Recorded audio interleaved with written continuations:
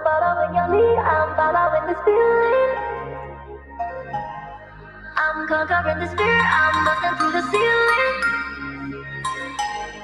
I'm following your lead, I'm following this feeling.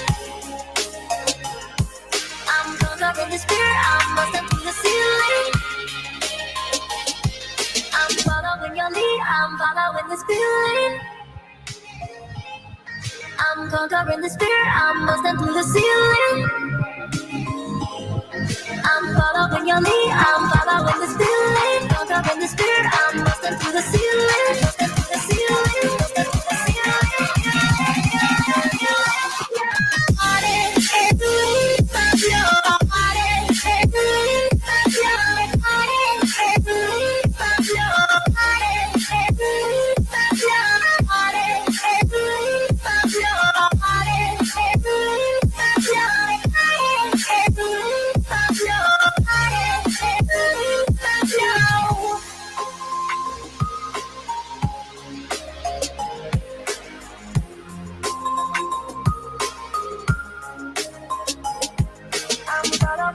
I'm following the feeling.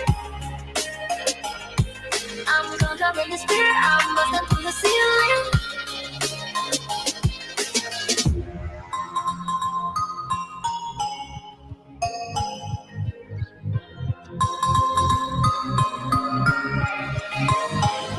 I'm following your lead, I'm following this feeling. Conquering the spirit, I'm busting through the ceiling. Busting through the ceiling, busting through the ceiling.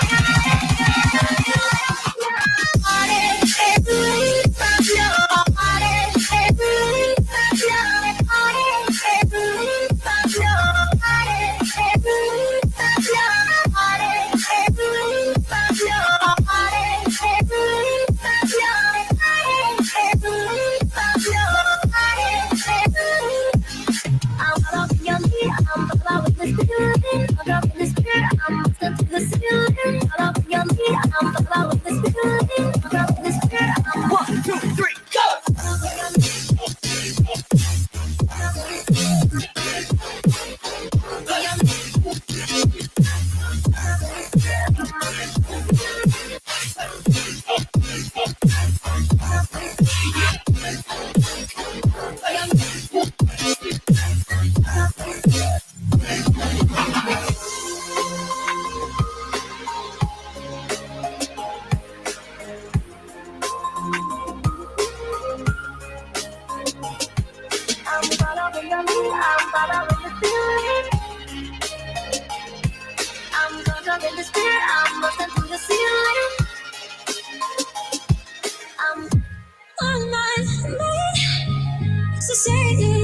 With hope and you were sure I couldn't agree that we were meant to be, but our love is what they talk about in movies.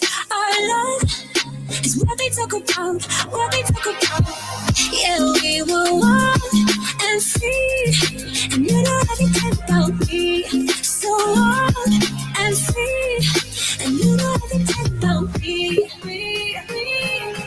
You know everything about me. You know everything about me.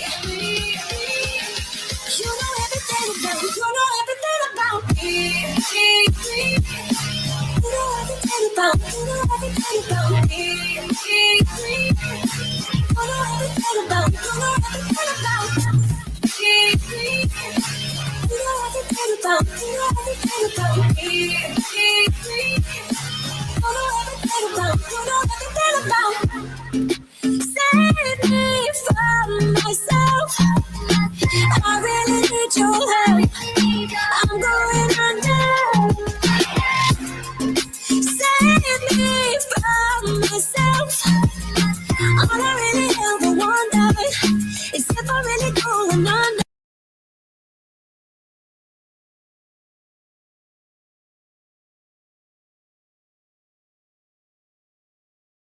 All right, well, that was an accident, but still, might as well just start the show while I have it here. Let's do this.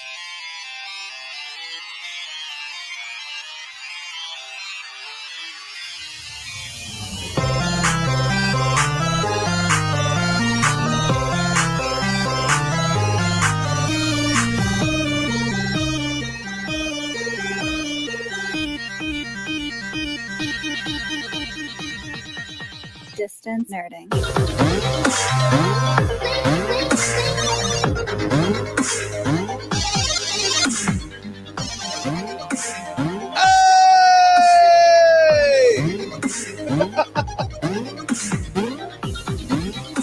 What up, ladies and gentlemen? You are now watching Distance Nerding. I'm the young Phil. And my chair just fell. And I'm Squints. And this is my boy Squints, the one and only, the man who can't see himself, Wendy Peppercorn's favorite man, also his 21st birthday for the 40th time. Right. Happy birthday, Squints. I mean, I figure I'd jump in the pool and see if Wendy had saved me and make it an even 10 kids. Exactly. Darren, what's up, buddy? I see you out there. Cam, how you doing, man? Everybody, I'm happy that we've got everybody back in the stream now, man. Right now, it's just me and you, but we've got a couple other people that may be hopping on with us. Sweet. Oop, that was playing from my phone and not on. See, this is where I have technical difficulties when I'm not supposed to be having technical difficulties. I mean, usually we have like 3 roadcasters between the. Right. That's how podcasts work, right? Right. You have 37 different roadcasters. I actually I had to talk with an appliance guy on the phone right before this started, so my phone was disconnected so that it didn't play by accident. But anyways, that's my personal stuff. That doesn't matter. There we go. Right place now. Ladies and gentlemen, welcome to Distance Nerding. We are here to nerd together. Now, guys, we got a great show for you here today. Of course, I'm going to be finishing the Batmobile, the Tumbler, as a matter of fact. And of course, later on, Jackie is going to be coming on to finish the bracket. But before all of that, I'm super excited. I'm so excited, I'm forgetting that I have to plug sponsors. Right. So let me plug the sponsors first before I bring on the guest, because I'm so excited to bring him on. Like, I'm just like, forget the sponsors. Let's just bring him on. Ladies and gentlemen, this stream is brought to you by Poddecks. Poddecks are unique interview question and episode starting prompts in the palm of your hand. So whether you are a new podcaster or an existing broadcaster looking to grow your audience and get more engagement, you're going to want to check out Poddecks at poddecks.com. Now, guys, use the code NERDING10, and that'll get you 10% off of anything you purchase on poddecks.com. Our podcast is powered by Poddecks, but Cuts and Chaos is also sponsored by Poddecks, isn't it? True. There you go. Now, right at the top, right there, you see it right there, powered by Poddecks. Okay, there goes the other personality here. We got started without her, but here we go. Phoenix is in the building. She's wearing a better shirt than me. I'm just going to throw that out there. So going on there. But yeah, guys, check out poddecks.com. Download the app, and $40 a year, and you guys get all the stuff on there. If you're not a podcaster, Poddecks is also good for icebreakers and things like that. It's good for party starters. You go to a party and you want to be the life of the party, get Poddecks. There we go. So, if Poddecks powers the stream, people are always wondering why, who, what powers young Phil. And let me tell you, young Phil is powered by Dubby. Dubby is an emerging brand of energy drinks created to help focus, concentration, reaction time. With no jitters or crash, Dubby contains no maltodextrins, no sugar, no fillers, no artificial colors, no dyes. Guys, if you want to find out more about Dubby, go to www.dubby.gg and use the code NERDING10 to get 10% off. And it's not only just this kind of stuff. They've got merch too, all the different fun stuff that that you can get with Dubby. It's pretty awesome, the stuff that you can get there. So today's flavor of choice is Dub Sludge. I'm actually only going to do a single dose because I didn't grab a cup big enough. Matter of fact, I don't think I'm going to be able to make some Dubby because I left everything in the kitchen, and I'm not going to leave you guys alone. So there's that. Now that all being said, sponsors are out of the way. Again, I'm very excited for the guest that we're bringing on here today. He is a legend in the dance world. The man is part of so many different things that inspired me to be who I am today. The young Phil you see today was inspired by not only dance films from the 80s like Breakin' and Electric Boogaloo, but also by Power Rangers Live. Because this gentleman played the White Ranger in Power Rangers Live, and now all the stuff that he's doing now, we're going to talk about here tonight, is just, it's amazing, it's awesome, it's super fun. I cannot wait to get the conversation started. So, ladies and gentlemen, without delaying any further, it's Cooley Jaxson.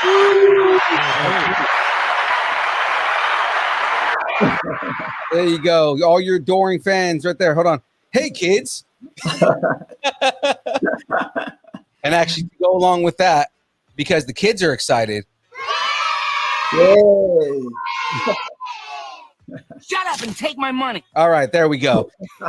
My inner 6-year-old is all excited right now. It really is. I'm super excited for what we're going to be talking about here. Cooley, how are you doing, man? I'm doing great, man. You know, can't argue. I'm blessed, healthy. You know, stay strong and fit. Not Man, bad. I wish I Not was bad built for like no you. man. I wish I was built like you. Hey, a lot of work, man. Trust me, a lot of work. I'm a former Army Ranger, and I'm not that built, but I'm. We're looking at your back, Phil, if you didn't know. I know. I switched it over Okay. so I can get to the Batmobile. I'm turning over right now. Okay. Okie dokie. All righty.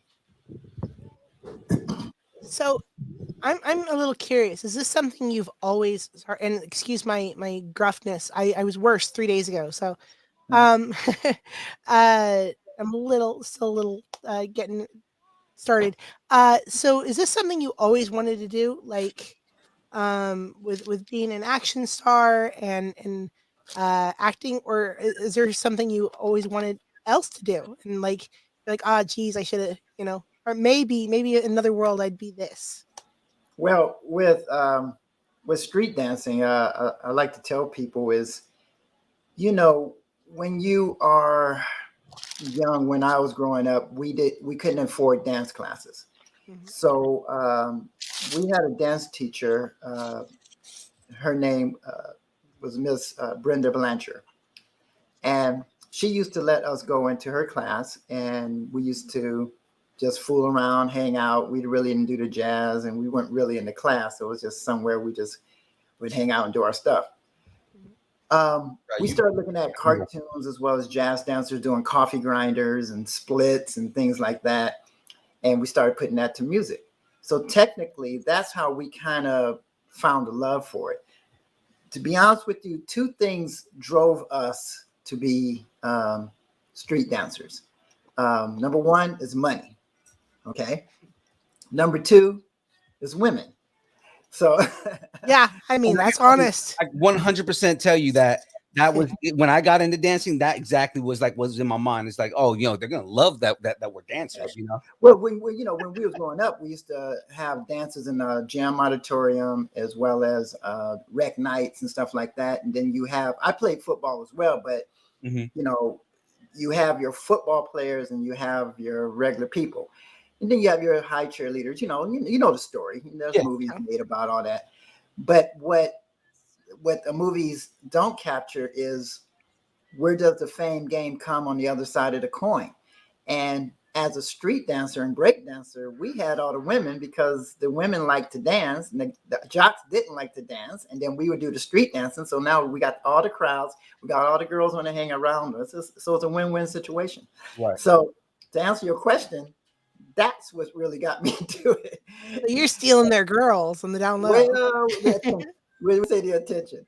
And then when I remember the first time we got paid for doing our dance routine, in which we didn't have a lot of locking moves, and we didn't know how to pop at the time. We was just basically locking. We didn't have a lot of locking moves, but a church hired us and they paid us $50 and then back in the 70s, $50 was a lot. Yeah. And we just said, God, we danced for like 5 minutes and got paid $50. It was about 7 of us in the group. We all split it, but yet and still, it's just that we get paid to dance. That's all that. It's like it was a no-brainer. And from that point on, and growing up in Orange County, we had Disneyland, Knoxbury Farm, Magic Mountain. We had San Diego Zoo area.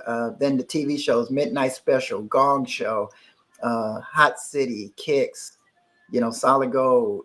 Right. The list goes on. So Hollywood opened up a world for us to go and perform as well. And so the timing was just perfect to welcome our street dance. Then I tell you more later about our conflict on fame with the jazz dancers. But as for street dancers, that's what made me want to become a street dancer, and outside of becoming an athlete, like going towards football or basketball or anything else. We did touch a little bit on trying to get a singing group, but obviously gravitate the street dance into that. But Right. that's about it. So hopefully I answered your question. Oh yeah. In fact, I'm kind of curious. You tried singing, so what was that like? Did you actually get any gigs, or were you just sort of in the garage band stage? We had a group called Eclipse, and Jeffrey Daniels from Shalimar was our manager, and he wanted to start the first street dancing singing group, but it did not go through. There's a lot of contract negotiations with the owners of the record company wanted to keep publishing, and that's where you make your money and things like that. So I don't know all the huge details about it. I just know that it kind of went south. But it was 7 years plus with dealing with record companies. I personally had another record deal with Total Experience. And I even there's video footage. My group was called the Cooley Bop Crew. You can pull it up on YouTube and you'll see me singing. And you got to see it. It's hysterical. And this was in the late 70s or in the early 80s? This was the 80s. This was like when I was a solid gold dancer. So yeah, and that did very well. But the only problem is the record company went belly up.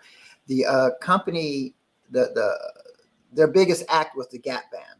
You probably heard, "You dropped the bomb on me." Oh yeah, baby. Yeah. And Yarballs and People, which is "You Don't Really Have to Stop." No, which was "Don't You Stop It, Don't You Stop, Don't Stop the Music." So they're a meme now. No. Yeah, that's true. But the thing is that I used to dance to that when I was a kid, man. I was on the same record label as them. That's dope. Wow. And so, but like I said, they kind of went belly up. And so right when we was going to be released, company just went, Phew. So, we test the waters with certain things because you can't dance on the radio, Right. You have to have a voice or rap or whatever. So that's why we went that route. But the thing is, the dancing led us down that path. It opened those doors for us to get noticed and things like that. And for those of you that are joining a little late, we are talking to Cooley Jaxson, who is apparently an excellent singer and action star. And you might recognize him from a certain movie we'll talk about in a minute. So go ahead. Sorry, to go back to what you were saying, please continue. Yeah, the picture that's up right now, so everybody knows, that's the Solid Gold Dancers. I, of course, the only black male in there. Interesting thing about what year is that? That was I did 83 to 86. Okay. The Solid Gold Dancers in the 80s were the biggest, most famous dancers in the world for a whole decade. Only mothers and fathers of my age will remember that. Young kids wouldn't. But if they want to compare it to something, it was like an American Idol show. Solid Gold was a show that highlighted all the top 10 songs for the week. So they followed Billboard. So if you were top 10 on Billboard, you'll come on Solid Gold, Mm. which almost means like Soul for Train. years I met all the number one acts, everybody from A to Z, like Duran Duran, Boy George, Whitney Houston before she became real big. Dionne Warwick, which is Whitney Houston's cousin, was the host of the show. Rick Okay. Dees, Arsenio Hall. There was not an act that was not ever not on Solid Gold if just in top 10.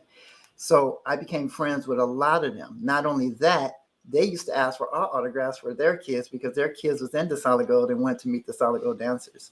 So the Solid Gold dancers was very huge. You can pull us up on YouTube, Solid Gold dancers, and just Google it, and you'll see all the old videos. And you'll see me in there, obviously. I was known for my backflips and street dancing. So they didn't have internet back then. They didn't have anything like that, like YouTube or etc. So if you want to VCR. learn, well, if they wanted to learn street dancing, they had to go to Solid Gold or see Solid Gold, which was on Saturday, Sunday, and I would be street dancing, and they would, copy, and then you had the VHS players that you would, copy, and then they would run it back, and they would learn how to street dance.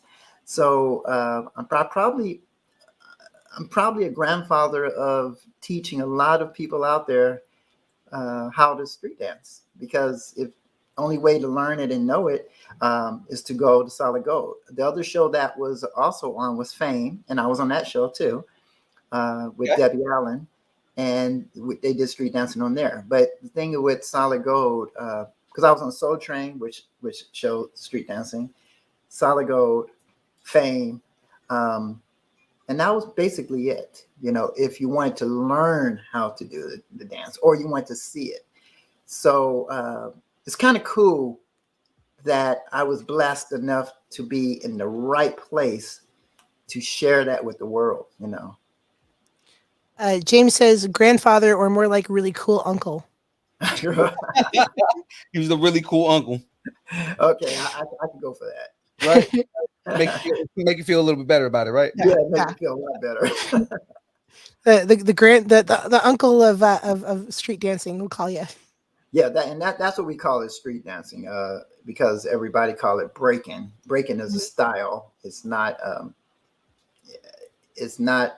the blanket for all the styles of dance. Right. You got breaking, you got popping, you got locking. Street dancing is the breaking name.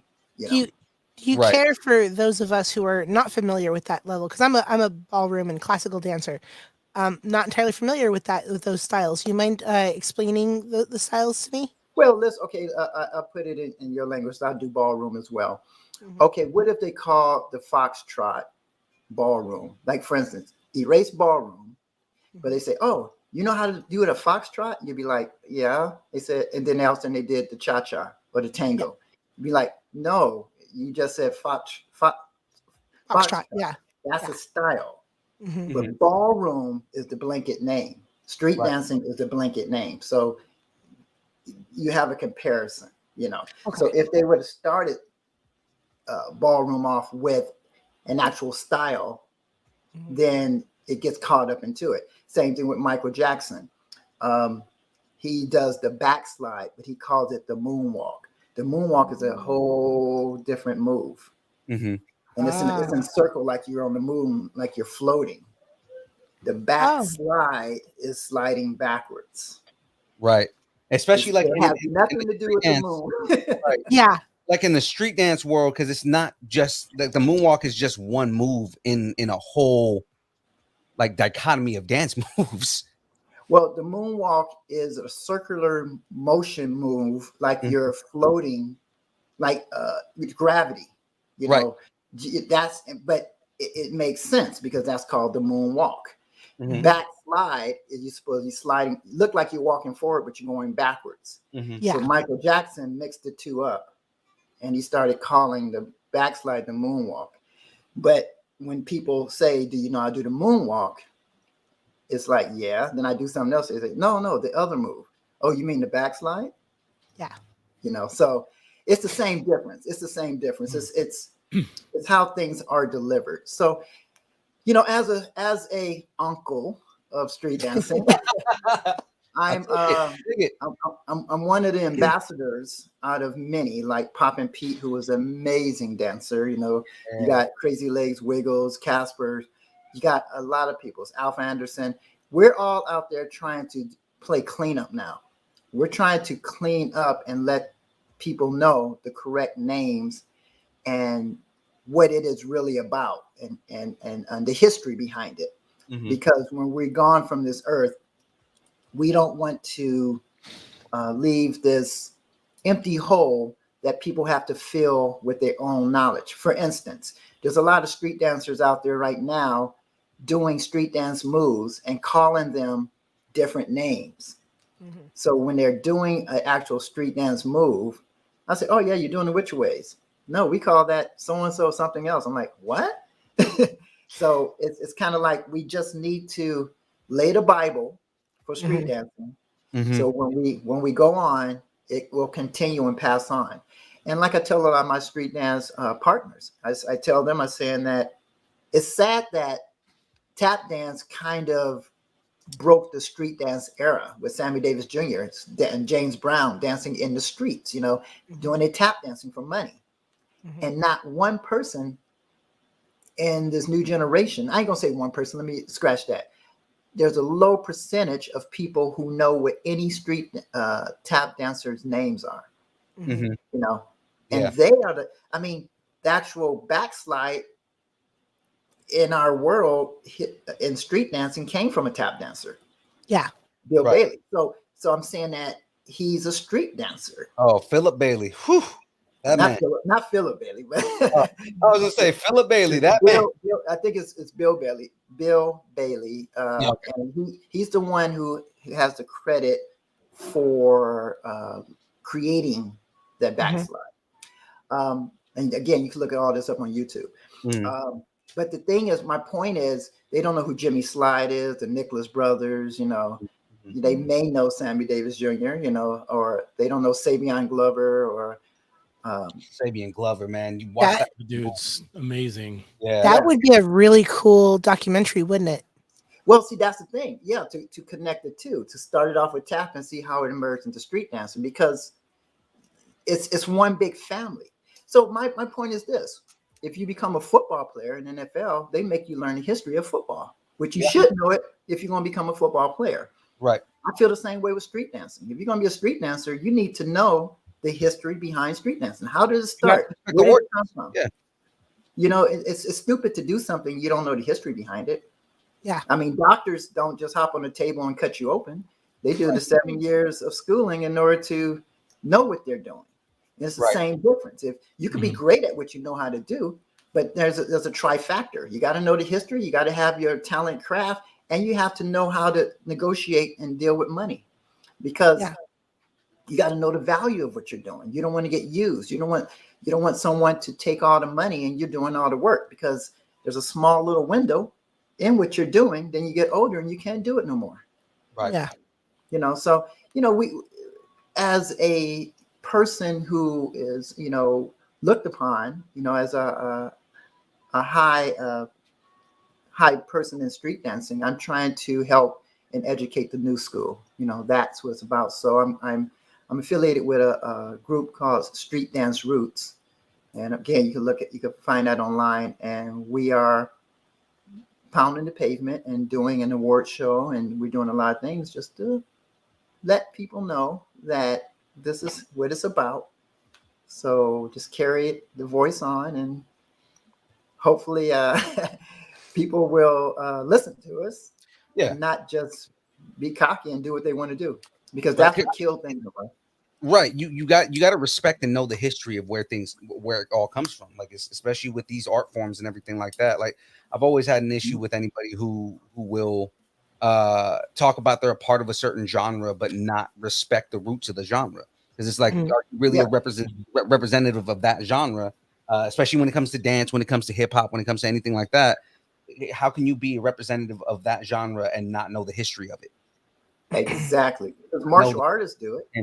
Exactly. You know, if you're in martial art, you know who Bruce Lee is. You know, you know the history behind a lot of this stuff, and it helps your martial art performance because you know Chuck Norris and Bruce Lee and Jim Kelly and John Saxon, and you know a lot of the old schoolers that did all these movies, Right. and you know what they went through, and you knew they all had schools, and you know how they introduced it to the movies, which you know that's just another historic thing like the breakdance movies, you know, and it's like you said, the history is a very important tack, you know, in the street dancing. So You have to respect the fathers and mothers that came before. yeah, That you, paved the way, right? you don't have to, but I You should. my advice would be to respect them, Mhm. because if you want to be, if you want to go down in history, um, let's put it this way. Let me just throw a group out like the Les twins. Okay, great dancers. They're very known. Okay, they're of now time. You have the Les twins, but you know, I from my understanding, they're from France, and they're good at what they do. Mhm. But do they know the history behind street dance? Do they Right. know correct names? Do they know where it came from? Do they know who I am? You know, it's all these little things, and that's all I'm trying to say, is that there's more to just having a talent. Yeah. When you're not doing it no more, you got to say, yes, I did so and so, but I give my credit to the lockers, you know, Okay. and electric boogaloos, because I've learned from them. I didn't create none of that. I'm just recreating what I've learned from them or Right. what I saw them do. And I don't take credit. I tell people, no, I'm good at what I do, but I'm not a creator. I'm Yeah. just an innovator, you know. Uh, Going back to your solid gold real quick. Darren Chibi was asking, are you a dance choreographer in solid gold? So did you do any choreography? I choreographed all the street dancing stuff. Yes. All Very the street nice. dancing stuff that you see. Anita Mann, who basically helped launch my career, her and Jeffrey Daniels. Anita Mann, she was a choreographer for Solid Gold and opened the door for me to audition. With Solid Gold, they was trying something new, and it was changing one dancer. So they she wanted to introduce street dancing to that jazz world, and she put the trust and all her marbles in one bucket, betting on me that I would be able to carry the torch to deliver. And I didn't disappoint her, and everything went through. So whenever we went in and the songs, they say top 10, they give us 2 weeks. For 2 weeks, we have the countdown. When she say, okay, Cooley, I want you and Darcel do this number and you guys do something together. So I go with Darcel and we would brainstorm, and I would do all the street dancing. Then she'll throw her moves in and we'll choreograph and put together for the 30 seconds to the 1 minute countdown that we would have to do. So every time there was a street dancing part that was introduced in that world, I was choreographing every street dance part. So if you go on YouTube and you see Solid Gold and you see me dancing, I would say 99.9 of the dancing is choreographed by me, unless it's actual jazz dance or ballet or tap or something like that. Then that would be Anita, the choreographer. So is But solid gold, how did you get on solid gold? How did you like start? Was it something you saw or you knew someone? How did that start no, off? that was wow, it's a real interesting story.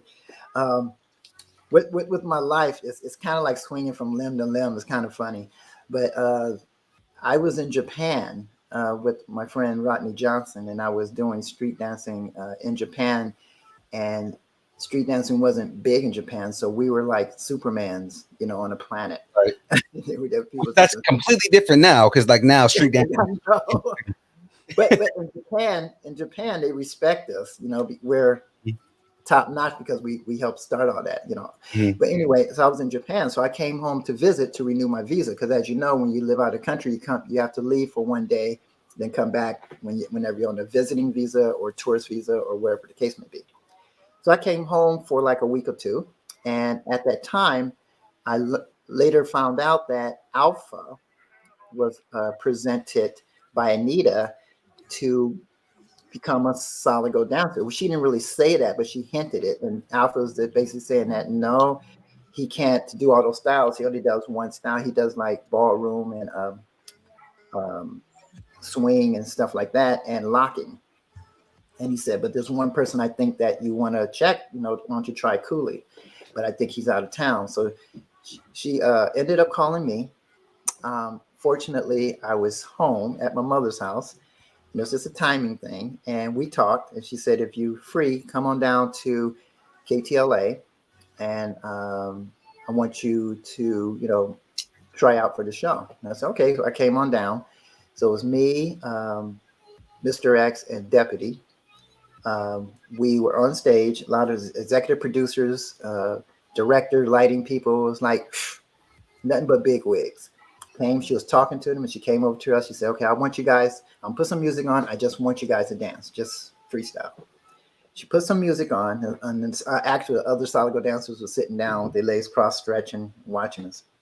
We get on stage and we just go off, and I just do everything that I do. We danced for probably about a minute and a half, which felt like 5-10 minutes, breathing all hard. And then she went over, she was talking to them again. Then she came back to us. And this is almost like an hour. This whole thing's taken. It was more talking than dancing. And then she came back. As it goes. Yes. She came back over to me. She said, Mr. X Dep, we're going to be doing some specials. You guys to be involved in that. Cooley, we would like for you to try out for the dancers if you are interested. And the only thing I kept thinking in my mind is like, I got to go back to Japan. I'm doing something. So I said, okay. She said, just go over with the dancers. And she told the dancers to teach me the opening and the closing of the show. And I, as all the street dancers know that I grew up with, I pick up things like that. I got a photograph memory. So I picked up the dance style, did the show for a month. On our day off before I did my first shooting, I flew back to Japan, bought my way out of my contract, and flew back. And as you know, 2 days over, 1 day back. We have 4 days off. So I flew over, did that, came back, 4 days had passed, so ended up doing the show. So you're just constantly working. Constantly. I've always been working, even till today. The original hustlers. Yeah. And so in hindsight, what happened is Anita was trying to introduce the street dancing to the world because solid gold was shown all over the world. And I was carrying that load without even knowing I was carrying it. I was just doing what I do best. Mm-hmm. And you can look at this, and I advise everybody to pull it up. It'll be Marilyn McCool singing Human Nature on solid gold. And that's on YouTube. Well, with that show, the solid gold dancers were supposed to dance behind Marilyn McCool. Director didn't like the way it looked, so he said, scratch all the dancers. So we all went back in the room. Then I hear, Cooley, don't get undressed. And then Ricky Henson come running in. She grabs me. She said, okay, you need to put this on. I'm like, what's up? So Anita comes in the room. She says, okay, Cooley, let you know. I told them that street dance is coming in. I need you to sell this, et cetera, et cetera, et cetera. She said, this is going to make or break you. If you knock it out of the park, you got a job. If not, basically you're fired, in so many words. Ooh. So no pressure though. The pressure, man. Wow. Like, whoa, I also it's like that. I went to Japan and canceled out a gig. I did all this stuff. And now I'm like, okay, stepping up the plate. You want me to hit it out the park, with one pitch. If you don't hit a home run right now, you're fired. Like, yo, come on, man. Yeah, that's the way they work. That's how Hollywood works, man. And so she's singing Human Nature in a certain part. She said, when this part come up, I want you to come up the back stairs and you come down. And I came down and I soloed and danced and one take, knocked it out of the park. And when I came back to work, they had this huge contract for me.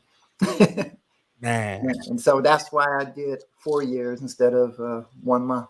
Just hearing like the origins though, like the origins of like where the art form comes from and how it became popular, like It's But inspiring. the thing is too is that, you know, that's what I try to tell street dancers is that it wasn't just about the talent. It's about knowing what I had to do when I had to do it. So now we're talking business Right. because that was a business decision. Okay, I could have been the best dancer in the world, but if I didn't organize that right in the business sense, I all the dots wouldn't have connected for me to secure a job for 4 years Yeah. because I could have danced too much. I could have danced too less. It could have not been good at all. Uh, I there's so many variables of it. So I knew in my mind, okay, I want to dance here. I'm listening to the music. I'm following the music. So when she looked over her shoulder, I made sure I was right there when she looked over her shoulder. When the music ended, I did this huge back bend and she looked right over and I was right by her. So you got to see it on YouTube. But it's Marilyn McCoo, Solid Marilyn McCoo, Solid Gold, and she's singing Human Nature. Thank you, James. By the way, he has included that in the comments. So, Yeah. if you guys are interested, check that out. That should be really interesting. I'll be checking that out after this interview. Yeah. Um, Yeah, it's pretty cool. It's a lot of little, you know, like anything in life. That's the cool thing about being an old schooler is that, and being blessed that I'm still around is that the history now, because everything is on YouTube, everything that I've done is my Bible. I can say da da da da, go to YouTube, da da da, go to YouTube, Right. because everything is Right. there. You know, I didn't have to upload nothing. It's just there. Right, So because the people who that's do the respect the wonderful- art form are cataloging it. You know, they're just yeah, like cataloging it. But exactly there's a like story behind each one. See, that's the thing. right. Everything there's a story, and it's interesting. And I think I do a lot of Q&A. You know, I go to colleges and high schools, and I do what I'm doing now, and I answer questions and talk to people, and they love the stories on the journey up to the final analysis. You know, that's where it's just mind blowing. If I say, yeah, I danced in the Super Bowl. You was in the Super Bowl? Yeah. When Chubby Checkers did the Super Bowl twist in San Diego, I was one of the roller skaters. You know, and it's like, Oh. really? Did I tell them the whole story behind that? And they just like, you know, tons of stories. So Right. Or like, you know, dancing with Michael Jackson, you know? yeah, same thing with Michael Jackson. We was on Soul Train and he saw us dance and Casper got the call. And I was doing Sesame Street Live and I was in San Francisco at the time and I flew down and Casper and I went and met Michael and we showed him for a week. A year later, he did on Motown 25 and the rest is history. And that's just a short version. Right. so let's go back to that one because I mean, the godfather of pop himself. What was it like working with him? Like, you have any interesting, fun stories about him? Everything that the news media said is wrong. It's sad that if you're right or if you're wrong on a situation, if the word gets out, you're tainted for life. Right. And that's the sad thing about with Michael, because all he wanted to do was good. And if you really research what Michael was about healing the world, saving people, helping things, making things a better place. But thank God for stuff we're doing now, like Zoom and podcasting, etc. Thank God for it, because the media has the power, Right. you know, and they have the power to make you or break you, you know, and I don't know what to say. The boy is acquitted twice, but he was still tainted as this, you know, pedophile. Right. And Yeah. it had nothing to do with that. You know, it's like, so you want to believe what the media says, regardless. You don't want to hear the story that's a brawl. They just want to throw the rocks, you know, and I just say to myself, if you want the truth, just think about what he's done for people. Like what has he done in life? And if you say, oh well, he hanged this child outside the window. I'm like, who hasn't? You know, who hasn't taken their child, threw him up, and then catch him? You I know, had no idea what he was doing that day. Like I'm but, sure a lot of the Paparazzi yeah, baby, and that was his way of like. I mean, yeah, Michael was under incredible stress, like his yeah, entire life. He was under the you know spotlight. what it was. You know Whole what it life. was. He's human. He, Yeah, yeah, he, he wasn't thinking. He's like, I want to see my baby. Look, here's my baby. yeah. yeah, And That was it. like, get It out of my wasn't. face. Here's my It baby. was like everybody else was breaking down the situation. Oh, he's holding the Right. baby out the window. Oh, over the balcony. Oh, you're doing this. He could drop the baby. Everybody else took it to a whole different level. And you're like, what? It wasn't Always even got to blow like things that. out of proportion. I'm just showing you the baby and bringing them back. That's all it I, was. I'm sure a lot of moms go, "Oh no, no."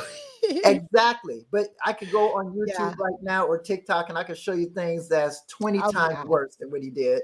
And they're not getting ridiculed for doing that. Yeah. People are laughing and they're sharing. It's just it's just the way it is. Yeah. Yeah. Yeah. When you're at that level, I tell people this all the time. Be careful what you wish for. Everybody wants to be a star. Everybody wants to be famous. Okay, be careful, because with the light side, there's a dark side. When you're famous, you're not allowed to be They human go anymore. hand in hand. They go hand in hand. It's Yeah. not like, oh, you make all this money, everything's wonderful, and then you live out to the sunset. No, you have more problems than you had before. Right. Everybody who's famous and star, they have one wish, and I don't care what they say, but they have one wish, and their wish was to have their own peace and freedom to do whatever they could do without being bothered. Right, to be left alone, like, yo, leave me alone, man. Let me live my life. Like, let me live as a regular person. As a regular person, Yeah. I was looking. I got a news clip sent to me, and it was the Kardashian. People was very, very pissed off and upset at the Kardashians visiting Disneyland for holding up the lines because for cutting the lines. Okay, so these are the people who made them. So why are you getting mad? I mean, I never watched the Kardashian show, so I don't take credit for that. But I'm saying that you're getting mad for people you put on that pedestal. And now they come to Disneyland and they're cutting in front of all the lines. Well, you're the one that put them there. Don't get mad. And that's the way you look at it. So it's like damned if you do, damned if you don't. It's just the way it works. Knock them off if you hate them so much. Well,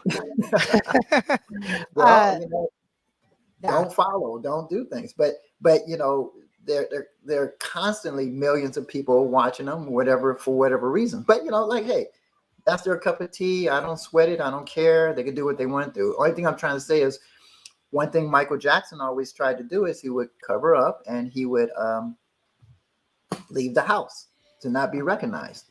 Because I have pictures of me and Emmanuel Lewis. He was Webster. And Michael Jackson and him was very good friends. So the three of us used to hang out time and time again.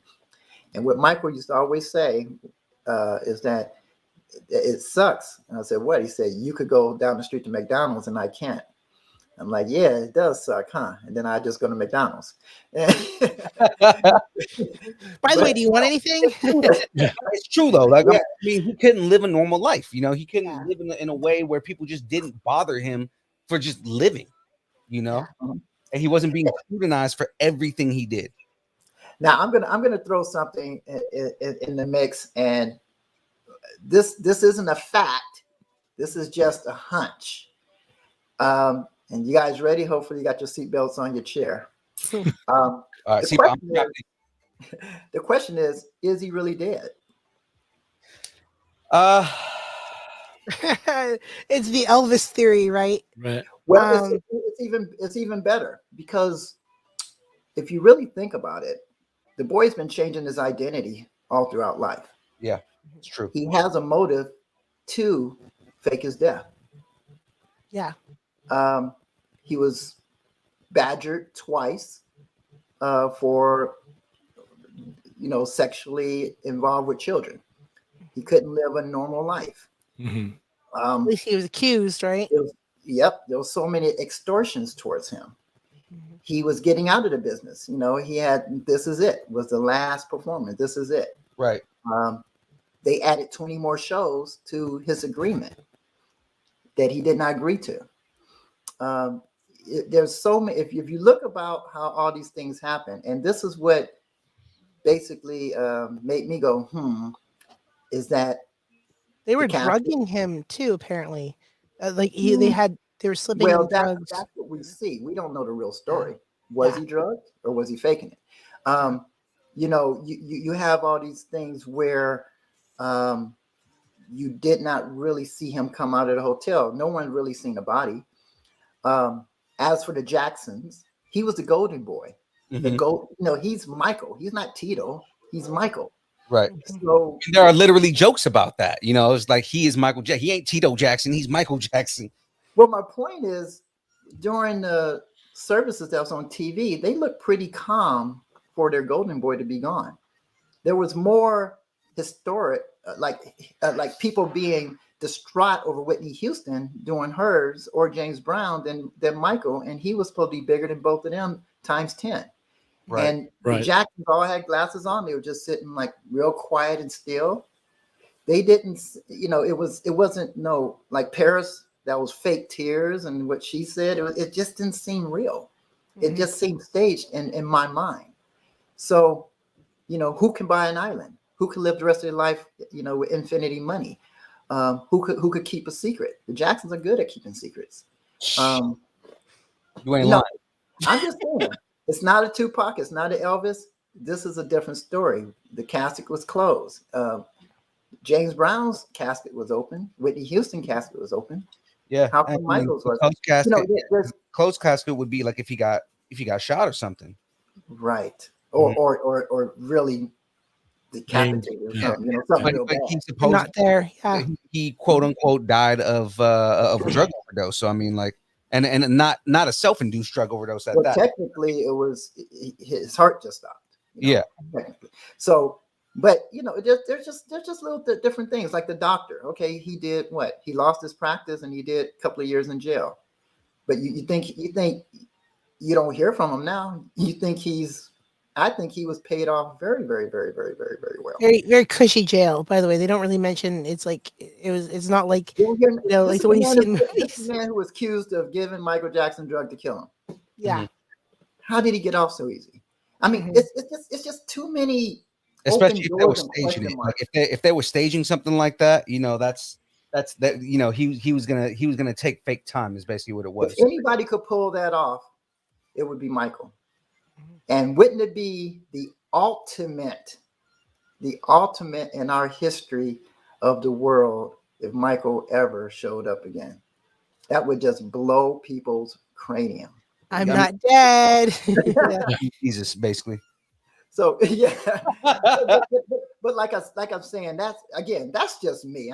There's no fact. That's just my thinking.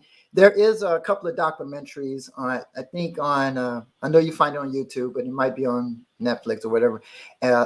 There's conspiracy theories of people showing certain things that they basically did research on, and like certain names, like the birth certificate is as Michael Joseph Jackson, and his death certificate says Michael Jackson, and a lot of things aren't matching, and there's just all these little things, and those are loopholes.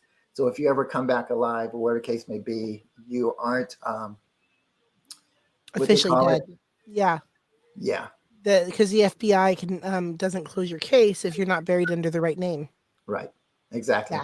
Yeah. And it talks about all that. You know what I mean? I don't know. Like I said, it just makes. I tell people this all the time. If you want something to really think about, that is something to really, put your foot in the sand on. Those of us who love him too would love to imagine that he's somewhere on an island soaking up the sun as an old man, because he would be quite older now. Yeah. Well, I'm, with all the plastic surgery, I know, right? When people don't. We understand money. We understand money, but you don't really understand the power of money. Right. Let's put it that way. Money holds a lot of. Right. I was saying not having to keep up that voice, because if anybody who's ever heard Michael, not like on stage and just kind of just chilling, like he's got a deeper voice than what people think he has.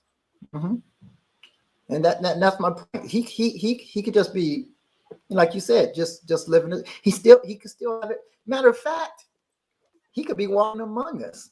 Oh, Like I yeah. said, he changed his face 7 times. Mhm. Why not just change your whole look? It's not impossible. Not in this day and age. Especially with Michael Jackson. I mean, you know, And he has the man money to can't do have it. more money than He money. has the connections and the money to do it. So if anybody could pull that off, if he's still among us, it would be him. Mhm. You know, and that's just me, because he's still, his music is still making money. Mhm. Not little money, billions. Oh yeah. No, he's still So making. you got infinity, fun, and it's all going through his mother. And if he is faking his death, his mother knows, Right. Yeah. and she ain't gonna say crap. And she's off. She's off the radar.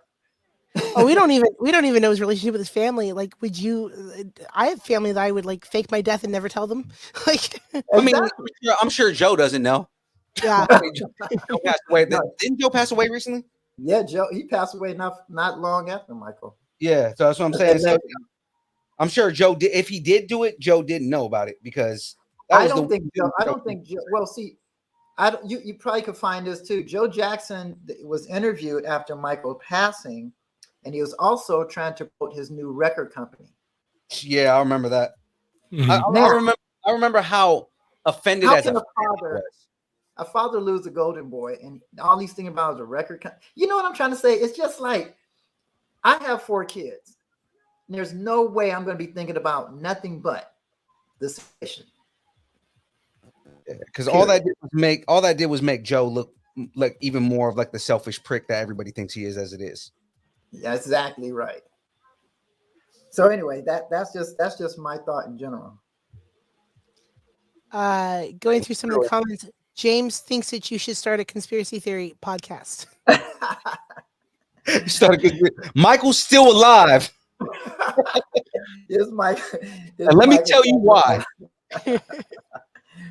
I was friends with Michael for such amount of years, and like that whole thing alone is going to get people to watch listen to the podcast. So like, I was friends with him. I'm gonna tell you why. So you mentioned when you met him. So you do you have any funny stories about him? Like anything that sticks out? Like, oh, that was really funny, or that was really interesting, or inspiring about him? The thing that there's 2 things that stick out about Michael, if you want to know about his personality, is that Emmanuel and I went to his house one day, and Michael was upstairs, and apparently he was getting dressed, and then we hear this fumbling around. Then all we hear is Bubbles, and the monkey comes shooting down the stairs, and Michael comes in a robe, and he takes his shoe off and he throws it at Bubbles. And I don't know what happened, but I was laughing so hard. The monkey was like, and just shooting down the stairs and ran around to the kitchen area. But that's like regular living life. Another one is we was at Emmanuel Lewis' penthouse, and we went. And for those that don't know, Bubbles was his chimpanzee. Yeah, his chimpanzee, his monkey. Yeah. And then Emmanuel Lewis, I was over his house visiting, and Michael came over, and Michael said, "You want to go do it?" And Emmanuel said, "Yeah." I'm like, "Do what?" He said, "Come on, follow us." So they went up to top of the roof of the penthouse, and if you've never been up there, it's a helicopter pad where helicopters land. Mm-hmm. They do that because the building all stars stay in. And so around the outside of the building, and I didn't know this until I was up there. First of all, it's really windy. I mean, really windy, like up to 30 miles an hour gusts. I mean, it's like you really have to hold on. And if you get low to the ground, the wind kind of goes over you. So, you squat down and you walk and etc. So you go to the edge of the building where Michael and Emmanuel was running, and they was diving off the building. And I was like, what the F, And I'll crawl on my hands and knees and look, and they have this fence that's like this, and they have one here, then they have another under it. Kind of like Top Golf, how they have it around, but these are gates. And the reason for that is so if you fall off the building, you get caught on the gate.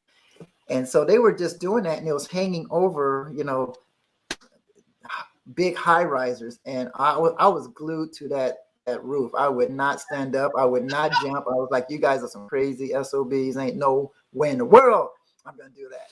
And so those are memories that goes through my head, all the time. That was the fun. That was him having fun, doing things like that. But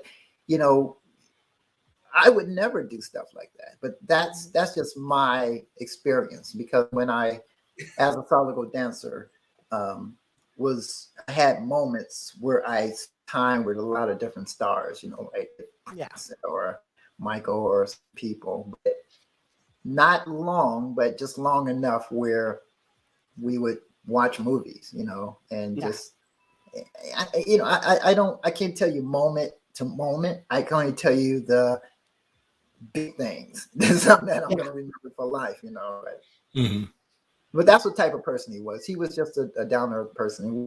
We all know what the media wants to show us, and we all know the stage performance. But that's what it is. He's an entertainer. He's a performer. So if he's popping up, for the Super Bowl and doing certain things, and he's just posing for his performance. That's Michael. But as a real person, was he fun to hang out with? Yeah, he was fun. He had a lot of questions, what about this? What about that? How do you do this? How long you been doing that? He wanted to know a lot of things. He's a perfectionist. Very good, very, very, very good entertainer. Very good. He put all the eggs in the right places.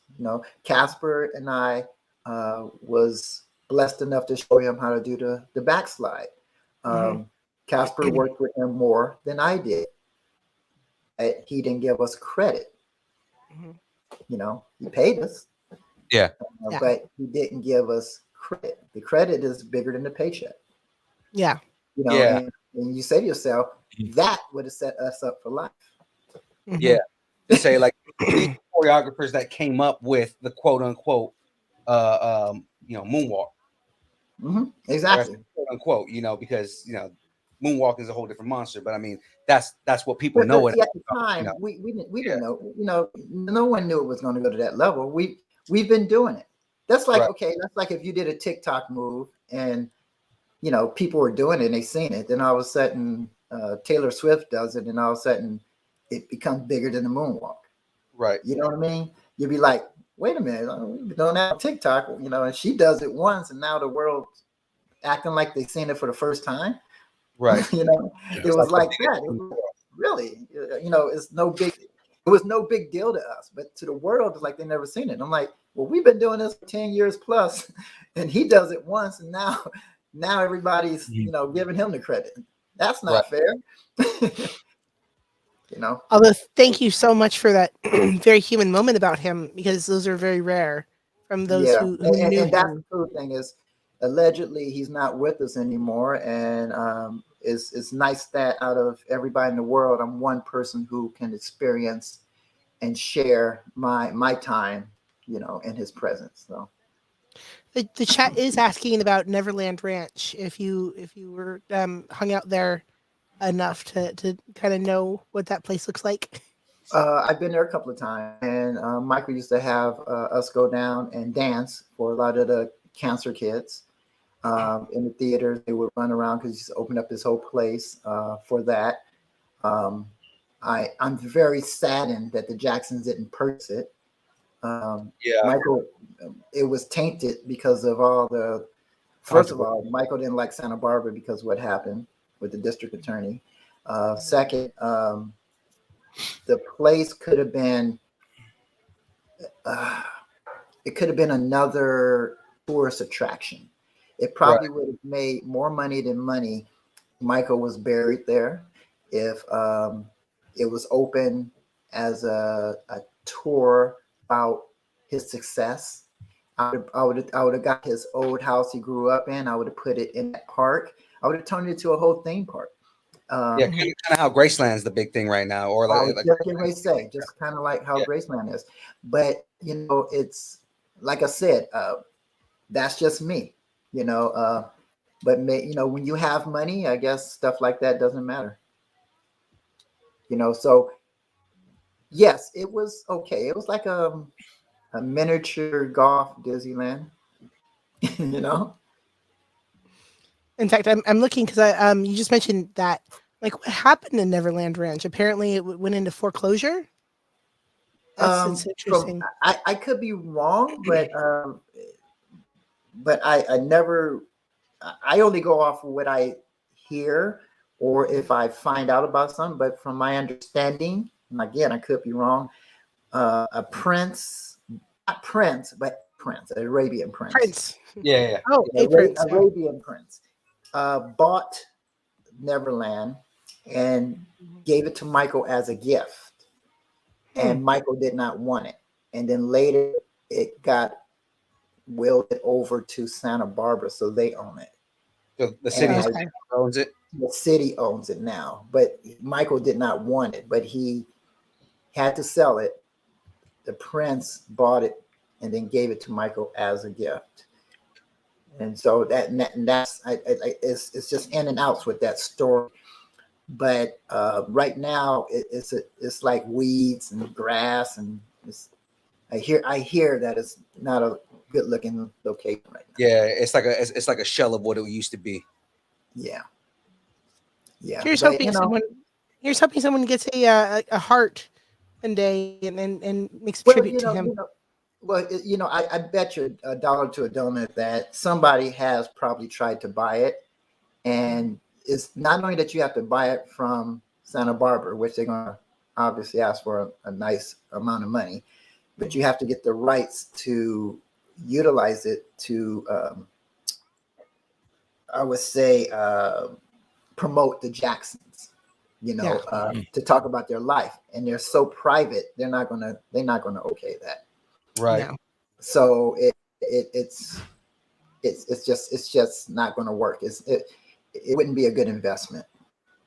If I was a millionaire billionaire tomorrow, I wouldn't so much as make it about the Jacksons, but I would make it about his music and about carrying on his charities for everything. Yeah. It could not. You couldn't have nothing that's going to. How can I say this? You couldn't use certain words. You couldn't use certain logos. You couldn't use certain songs. Because they have all the rights to that. But like I said, I'm quite sure somebody probably thought that out, and it probably said, "Nah, it just wouldn't work." But yeah, I agree with you. I agree with you 110%. Yeah. Because I mean, yeah, like you said before, and people forget that he had a lot of charities, and he was responsible for a lot of really amazing stuff. Well, it was up here. I read something about 20 years ago. There was a shooting at an elementary school years and years and years ago, and a lot of young kids were killed in the shooting. Michael came down, and people don't even know about this, and paid for everything for all the deceased children's family. He paid 100% of everything. Prince was the same way. I mean, he had women's shelters. Yeah. This is stuff that a lot of people don't know, that he, because of what his mother went through. These are people with good hearts. It's saddened that that they're no longer with us. But I wish the new generation would have heart in the same way. But like I said, I can't speak for that. Only thing I can say is that I was blessed enough to be in the presence of greatness. Yeah. And I'm happy to share it with everybody out there. And I'm not speaking the Bible. Again, I'm speaking my journey. My journey is not saying it's right. It's just that what I've seen. Let me give you an idea. Let's say the four of us was walking down the street. We seen a cat chasing a dog. We'd be like, "Oh my God, that cat is chasing that dog." We would see 4 different ways of that happening, and we told the story. We're gonna tell 4 different stories, but we're telling our journey. You say, "Oh my God!" Usually the dog is chasing the cat, but the cat was chasing the dog. Another person probably say, "No, I saw the dog chasing the cat." I said, "No, the cat was chasing the dog," and it just gets all combobulated. And that's how us street dancers are. We all have our moments with Michael, but we have our journeys, we have our vision, we have our views. I could be in the same room with everybody, but I could go use the restroom. And use the restroom, a whole nother story is going up, and I don't even know nothing about it. And I come back and join it, and I missed the piece of the puzzle. Right. So when I'm telling the story, then everybody look at me. That didn't happen. I'm like, well, as far as I know, it happened, but I'm not going to remember I went to the restroom. I'm only going to remember that I was in the room, and that's how I explain to people. I'm like, because I hear from all these street dancers that work with Michael. I hear all these stories, and it's just like I don't remember that, But I who am I to say they're wrong?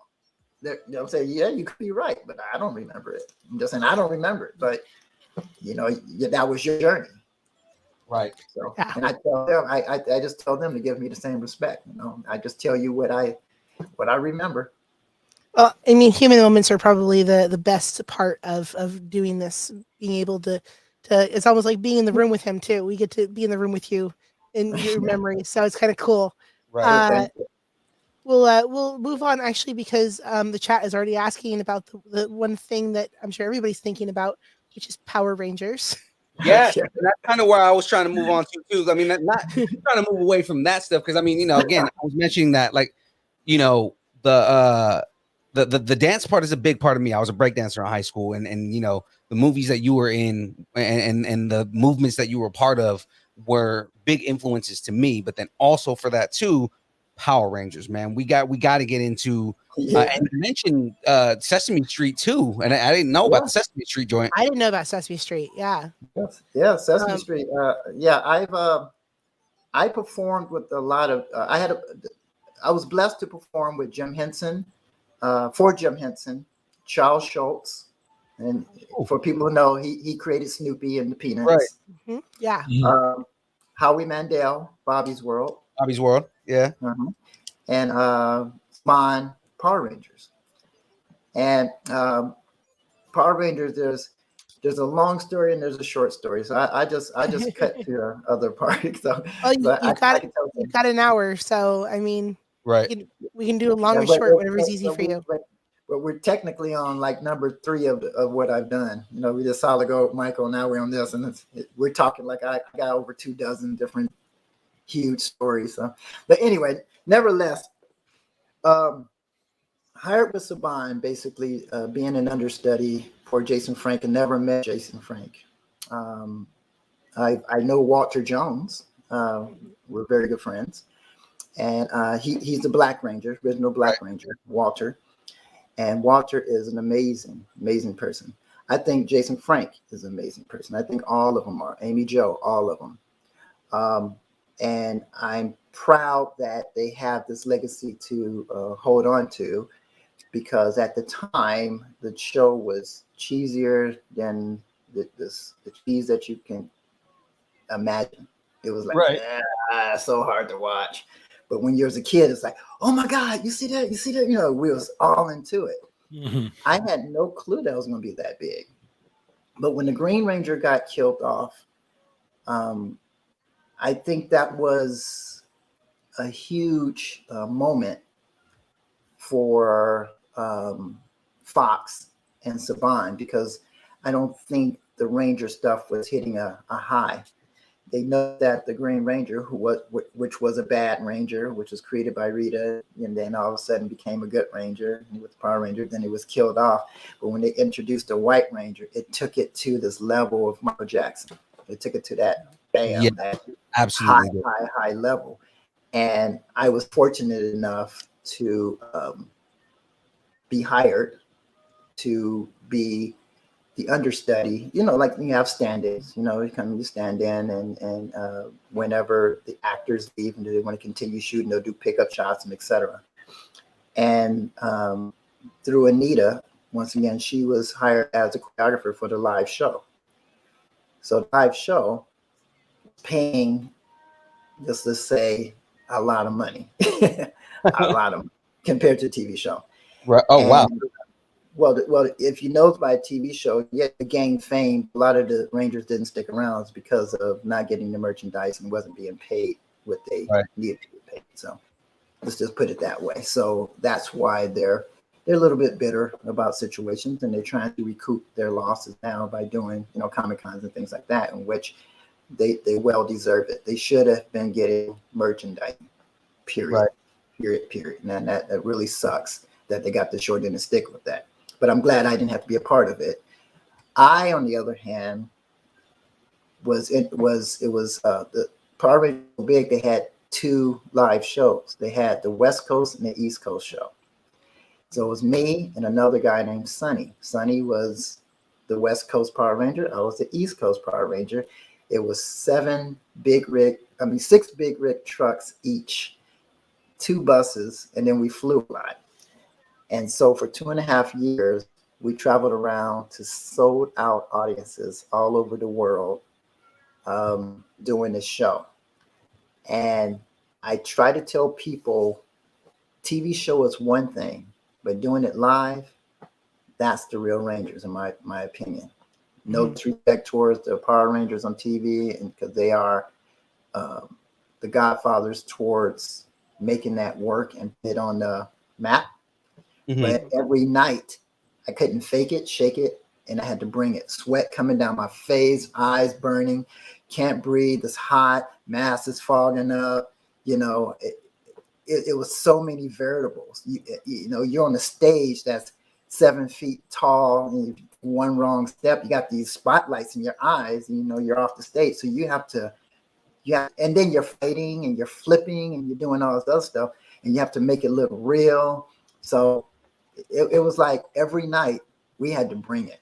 We had to really perform and make it work. And my hat goes off to everybody who did the live show, because it wasn't easy. But we're a family. We're a whole Power Ranger family, and everybody took a part in making it to where it became the Power Rangers. And you got all these new Rangers and things like that happening, and it's just not the same as it was when I was a Ranger. It was they had all the dominoes set up correctly, but somewhere they got knocked down and it just went south. So with the Power Rangers, that was probably one of the hardest jobs I had to do. And at the time I was like, didn't want to do shows. As the White Ranger, I had to do meet and greets before and after the show, because I was the most popular Ranger. Right. I mean, you were my favorite Ranger when I was growing up, man. So I mean, Yeah. And the funny thing is that now it's different than it was then, and everybody out there who's listening to this can relate to this. When you're in the moment, say if you guys are working right now, you feel different with your job now than you did when you not audition, but when you applied for that job. When you applied for that job, you wanted that job because you wanted to get paid, and you was all excited, and you was all awesome job. Then all of a sudden, months go by, you're like, I want the day off. I got to go to work. What time do I get off? You get into that mode. And so we were the same way, like, God, we've been on the road so long. When do we go home? When is this going to be so-and-so? And, it's kind of like, if we could see into the future what it would bring, I think our hypeness and our performances would have been 10 times better, so because you do it for the moment. You don't do it for the historic part of it. right. And so with the stage show, we had no choice. We had to do it for the longevity. We had to perform. So that's why if you go online and you type in Power Rangers Live, and see the YouTube, they intermixed the West Coast and East Coast of us doing performances and fighting and all this stuff. It's good to be a part of it. Just put it that way. It's great to be a part of something that everybody loved, and we were able to make you as a child to say, like, oh my God, it just made life easier when you have something to attach on. You know, if it wasn't for the Power Rangers, you'd be attached to the Teletubbies. You know, you had Barney, you had Blue's Clues. It's like, oh my God, you know, who wants to be Dragon Tales and all this other stuff. The Power Rangers, you know, it was better than all that. It was above all that, you know. Right. Then later, after the Power Rangers kind of, you know, came down a little bit, then the Wiggles popped up, and you could have been born in the 90s with the Wiggles, you know, but you don't see them at Comic-Con. I mean, it's just it's not a cool Oh, thing. you do. I've met them. Well, I'm quite sure they are doing it. I'm quite sure. Yeah. What I was meaning is you don't see people dressed up like them and stuff like Oh that. no. I mean, friends of the show, the Power Rangers couple. I mean, you probably saw them at Capitola Comic Con. You know, there was a whole bunch of a big group of Power Rangers walking around, right? Like they go to comics like that. You know, Although they are awesome. I love them. They keep in contact with me. Yeah, they're my homies. Yeah. You just gave me a cosplay idea. Yeah, they're good. Go as a Wiggle. Yeah. Which Wiggle are you? Oh, I don't know. I was beyond my time. That's funny. Yeah. But like I said, you know, we'll throw that out there. Yeah. Financially, honest with you, the Wiggles, they hold the record. Last I looked, and in the financial bracket. Really? Yeah. Oh yeah, they out of children's shows, they are top notch. Last I looked, I mean, that was probably like 8 years ago. Did you feel like it was actually because you know I remember thinking as a teenager like, oh no, that was a little kid's show, but now that I've gone back and looked at it again, it's like, wow, there's a lot for everybody, right? Because it was just probably because I watched it as a little kid, and loved it as a little kid. I thought of it as a little kid's show. But did you always feel like you were playing to like a young audience, or did you feel like you were playing to like a whole? Okay, I'm going to keep it real for you guys. I at the time was a man who loved women. In the point where I was going through a separation, so I was technically single, and a lot of single mothers would bring their kids to these shows. Oh, okay, I see where it's going.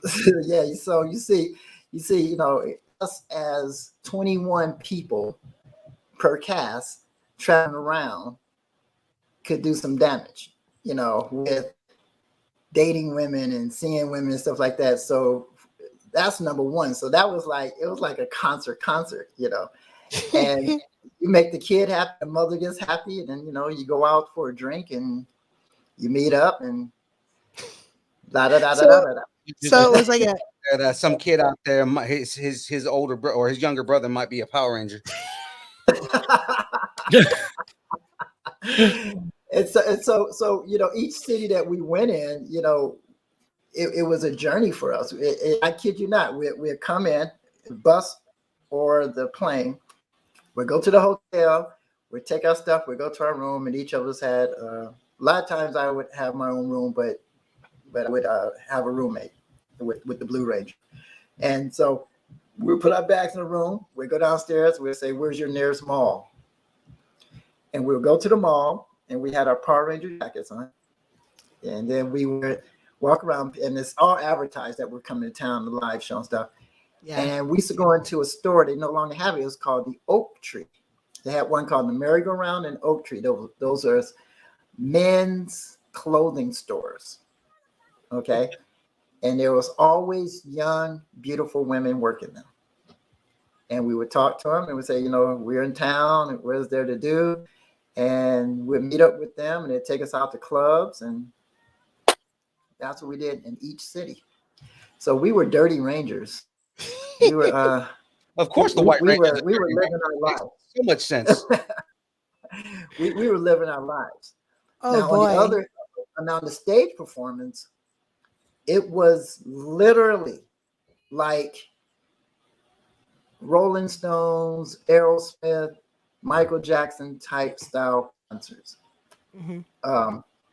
when they said a screen would go up, and then all of a sudden they says Alpha is calling the Power Rangers. We need the Power Rangers.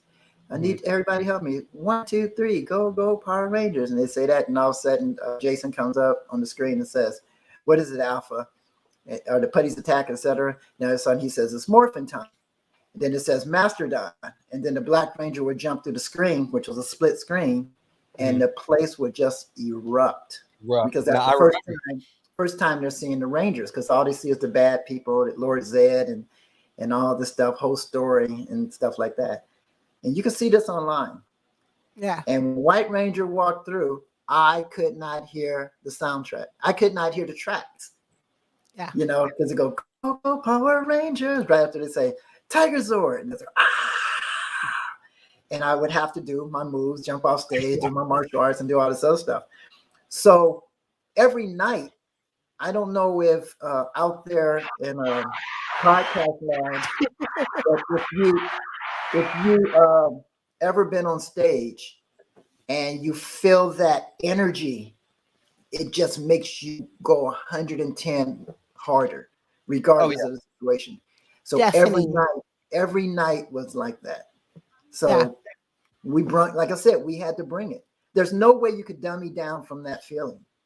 You know, no matter if you have a bad day, you just would go out there. That's why I can relate to football players when they catch a ball and they're doing certain things and they're just hyped up, you know, because that they do all these spectacular things because of the people, you know, there is just taking it to a certain level that they have to take it to 10 times level higher, and their performances is just amazing. You say, how did he do that? And that's the same thing we were up against, you know. So, but we're indoors and it's just loud with the echo, and you know how loud kids are, and the parents are even screaming, and everybody is just on this happy note. There's not a bad person in there. So that was every night, sometimes 2 or 3 times a night. Oh no, the chat's getting excited and asking if there's a rated R version Power Rangers. There probably is, but we're not going to go into that. You know, there's probably all different versions of the Rangers that children are not going to watch. Okay, like there, you know, that's a Saban thing. You got, for everybody out there. I like to tell you with the chat, the Power Rangers was the least, meaning they leased it from Japan. Later, Saban bought the rights. They were called. Phil, your camera slipped. Okay. I saw it. Okay. I was switching anyway, so we're fine. Let me switch this real quick. Sorry about that. No, all good. So the Power Rangers it's called the Go Rangers in Japan. Okay. Little history, so everybody out there would know. The Yellow Ranger is a guy in Japan. That's why. Really? Yeah. Well, if it's a girl, how come she don't have a skirt just like the Pink Ranger? Like the Pink Ranger does. Yeah. There's 4 guys and 1 girl, and they're motorcycle riders. Those are motorcycle suits. Their helmets are motorcycle helmets. And the Go Rangers ride motorcycles, and they have guns on their side. Oh. I used to watch it when I used to live in Japan.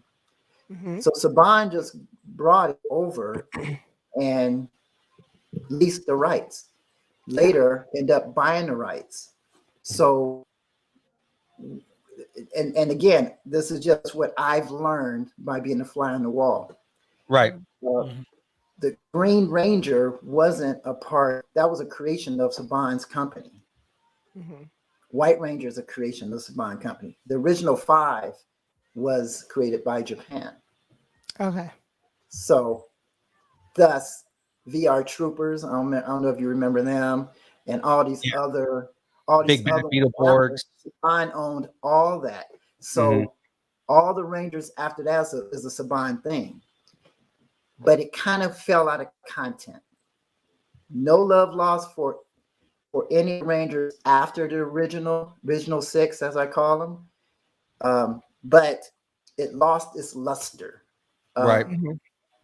It you know, when you fall in love with a soap opera or a TV show or something like that, and they change the actors, you lose a part of your audience.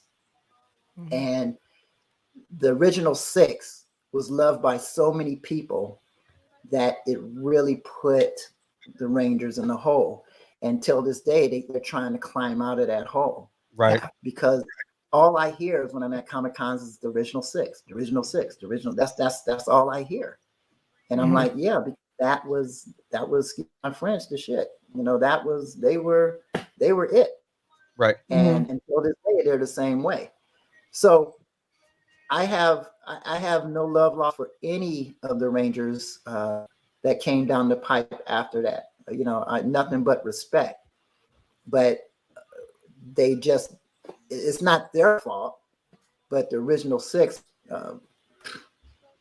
they set the ground. They set the roadway for everybody else to walk on, and it's just Mhm. it's hard to beat that. That's all I gotta say. You know, Yeah. it's just hard. Yeah. So No, again, yeah. that's just my. Sorry. What Oh, you we say? didn't hear I you. said, We didn't hear you. that's it. That's just my opinion. Mhm. Oh, yeah. Mhm. Uh, No, and Sorry. I kind of fell off the Rangers myself, like, after a few years, probably after maybe like the third or fourth season. And I Mhm. mean, they ended up going on to have like 12 seasons, and just different versions and iterations of the characters. I always gravitate towards the originals, and again, the White Ranger was always the coolest dude to me, and I can vividly remember you coming on stage with Saba talking with the sword and everything like that. Like I remember all that, like in my head, I can remember the scene. I remember you you know? was telling me that. I was like, "What? You remember that?" Yeah. I remember all of that just because, again, the Power Rangers had a big impact on me personally, but it was more seeing it live was like it Mhm. made it real to me. You know what I mean? And I'm sure many other people who are watching and anybody on here, like they all had that. If they had that same experience, they felt the same way. You know what I mean? So the whole big Yeah. thing being like being that character. It's one of those things that us as fans, those of us on the show and the people in the chat, being able to connect with you, it's a big deal, man. Yeah. Well, thank you, thank you. You know, it's good to share the love. You know, because I don't know all this. I'm just doing what God gave me, this gift, and Mm-hmm. I'm just bringing it. Um, I mean, there's moments. I got to tell people that there's a lot of things in life. I had a turning point in life, and as a street dancer and a performer, you could get pretty cocky. You know, Yeah. you could think that your Mhm. shit don't stick. You could think that you're untouchable and you act certain ways and stuff like that, and that's your fault. It's just if all you hear is you're great, you're great, you're good, you're great, you're great, thank you, great, great, great. You know, your head just starts to get big, Right. and you get out of control without knowing you're out of control. But I was even that way with Sesame Street. So one time I was doing a meet and greet. I was playing Grover. I was with Sesame Street, and Okay. then I was going to ask you that who you played. and I just did an hour and 40-minute show with one 15-minute intermission. And I'm in Grover outfit. It was like being in the bear rug, and I'm just drenched with sweat, right? Mm-hmm. And I hear again, Cooley, don't get undressed. You got to do a meet and greet. And I'm just like, damn, I was pissed off. I was really mad. I put the Grover head on, I'm mad. And all you could see through the mouth when the mouth is open, we had these controls that we squeezed and made the mouth open and close. Uh-huh. Mhm. And so I'm behind the curtain. Well, first they had a curtain, then they had another part on the curtain that you go in, it would close off so the kids wouldn't see all the head, the decapitated sitting on Right. the stands and all this other stuff. So I'm waiting to have this meet and greet. And then from a distance, I see this nurse backing this wheelchair up and pushing this kid in. And I'm just looking. And I'm looking through the mouth. It's just a little crack like that. And there's small little holes. And I can barely see because it's like fur around. And I'm looking through. And I'm not saying that. I'm just like, shaking my head, getting into character. And then this kid comes up. And then she unhooks the oxygen from him. And she hooks up this pump, manually pumps air. And I'm like, what in the hell? Like, what's going on? And she wheels him closer. Mm-hmm. And I squat down and I look out, put my hand out, and I can't talk in the costume. And I'm waving and stuff like that. And she's pumping the air. And he was like, and I'm like, I turned my head and say nothing, but he couldn't get enough air in his body. And all he wanted to say was hi. And she's pumping this air in his body. Oh. Here I am, an asshole, being so mean. And I'm sitting here like, this kid, all he wanted to do was meet Grover. Right. He's probably dead, right? He's no longer with us. I'm sure of that.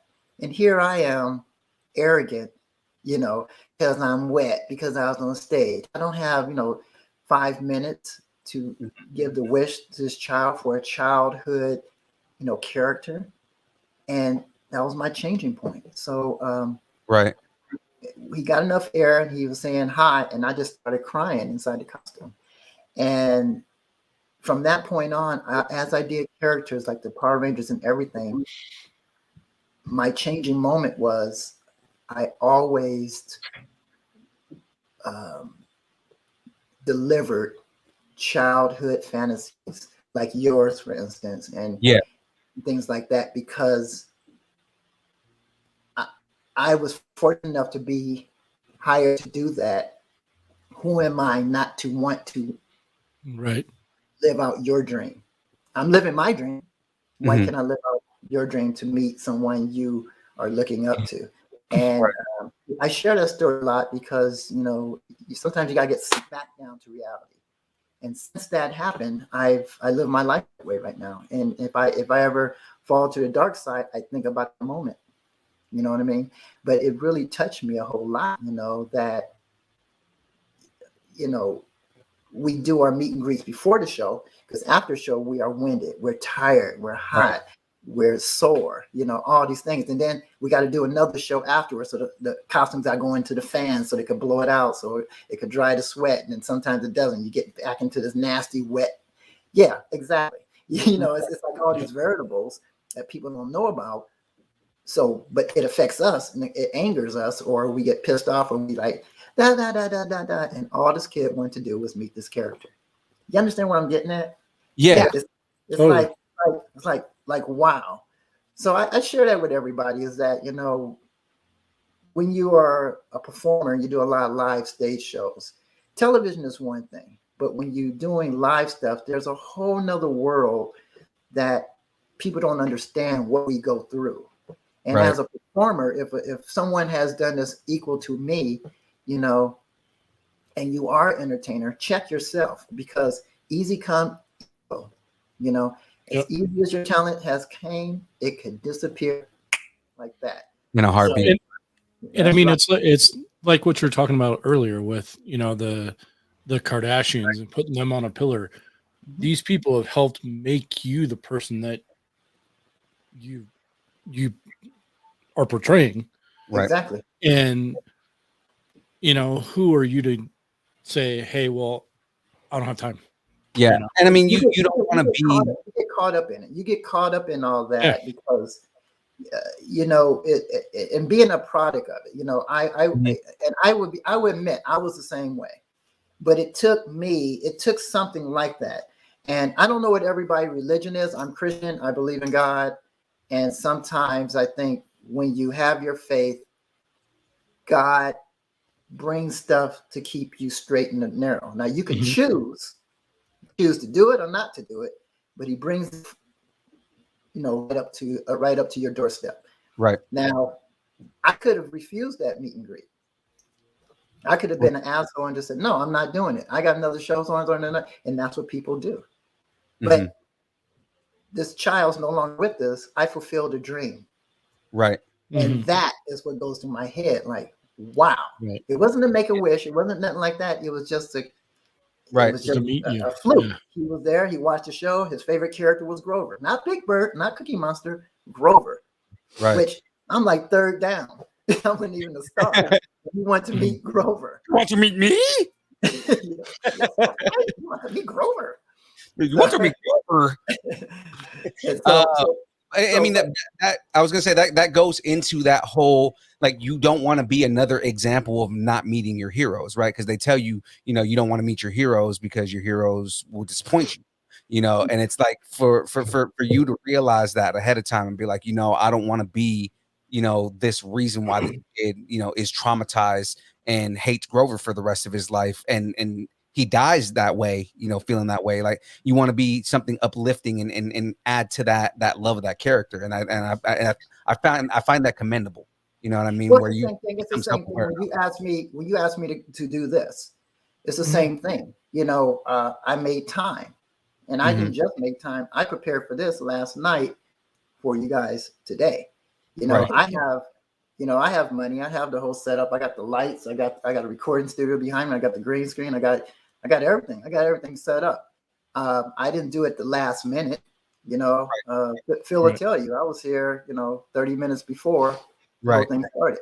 Yeah, and we So, were talking and going through and making sure we were prepared as much as possible for the and show. that's the whole thing. You have to care, Right. and I do. That's the thing is, I'm not this. I'm a celebrity, but I'm not no mega star. I was in the 80s, but right now, my heart and love is bigger than anybody who is a mega star because I care about you guys. I care about everybody. I care about your feelings. I care about your memories. And I thank you for even remembering me and inviting me into your world, into your fandom world. Thank you. Yeah. Because Giving I you the don't know chance this. to I do don't what know you've this. been able to If you do. don't share with me, I don't We know. want to talk about, like, again, we have a lot of nostalgia with the things you did, but we also want to talk about the things that you're doing going forward and things Yeah. that you're involved in now. And we do also have a couple of questions in the chat that a couple people want to ask here. So, Sure. Jackie was going to come on and do the bracket. It's very short, but I mean, like, if we want to get through these questions real quick and then, Okay. And I answer them to the point. Mhm. yeah. You did answer some of them here, but like, so Darren's got a couple of questions here. He said he heard that some of the martial arts performers perform from the Rangers are part of Jackie Chan's stunt team. Is that true? There's a lot about the Power Rangers that I don't know because when you're dealing with something, you don't know everything that's happening because the days I'm there, like I know the Alpha team. The Alpha team was the little Japanese Power Rangers that did all the flips coming in. That wasn't the part. That wasn't the actors. That was a Japanese. And they were called the Alpha team. In the It show, was different things, but I never met them. I never seen them shoot that. I seen it when everything got put together, but I would come in and do my thing and I'm going. That's why the live show was cool because I was the White Ranger. I wasn't White Ranger, White Ranger, White Ranger. There's 7 of us. I was the only Ranger for the sole purpose. Did you perform any of the stunt work on the show at all? I did some work, but I didn't do Jason Frank. They did all their stuff. Obviously they did out of costume and they did the in costume, but I did a little bit of putty work and I did a little bit of stand-in for the White Ranger. So okay. And then Cool. another question from here: did you go through any special training preparing for your role as the White Ranger when you did the live show? No, I didn't go anything training for that, but I have 7 years Taekwondo and Hapkido.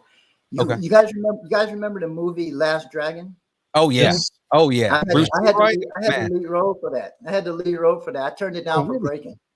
I turned it down to do breaking. Yeah. So I was always as a street dancer. We always in martial arts. We were Bruce Lee down to the button. I mean, 5 Fingers of Death and every martial art movie was out there. So you as a kid, we go to school, we do our sports, we do our karate. So as you grow up, we didn't realize that it would be a tool through life.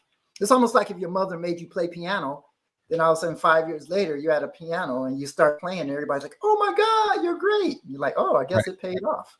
So it was kind of like that, and so I think one of the greatest villains of all time was Sho'nuff, the Shogun of Harlem. yeah. Who's the greatest? Sho'nuff. But I mean, even with that movie, I read the script and I was like, oh, ain't no way I want to do this because it was nah. I didn't like the script, but if that was a stupid move on my behalf because right now I would have a movie under my belt. Yeah, that movie, whole classic. Like I said, when you're in the moment, choices, But anyway, that's another story. But it's a great movie, and things like that. So Being Rick James looking fool. The funny thing is, I get the script because Motown did it, and Denise, who is Vanity, she was a very good friend of mine, and we used to date. And so Denise was like, "You should do the movie and stuff like that." I'm saying, "Yeah, but look at the script. It says I'm a black guy who I think like I'm Japanese, and I eat my cereal with chopsticks and and saying all this stuff." I'm like, I'm a break dancer and martial artist. I'm like, it just sounded like, oh, I'm gonna make a fool of myself. It's like, that's what I was thinking in my head. I'm like, Yeah. nah. And it was like breaking those B movies. That's all it was a B movie, Right. but it's history. You know what I mean? It's like you tell people out there, like, oh, I remember The Last Dragon. If I only knew, that's all I gotta say. If I only knew, I could have worked it out. You didn't know what it was going to become. But I had the part of Turbo in Breaking, so that's why I turned down Last Dragon. If I just had a cameo, like I ended up being in Breaking instead of a lead, because I went from a lead down to a cameo in Breaking when I had a lead in Last Dragon. It's just decisions, like stupidity. So be careful which parts you take, kids, because it could completely change your career. You do the Samuel Jackson theory. Take them all. Yeah. Take it all, right? Take it all. Yeah. Right.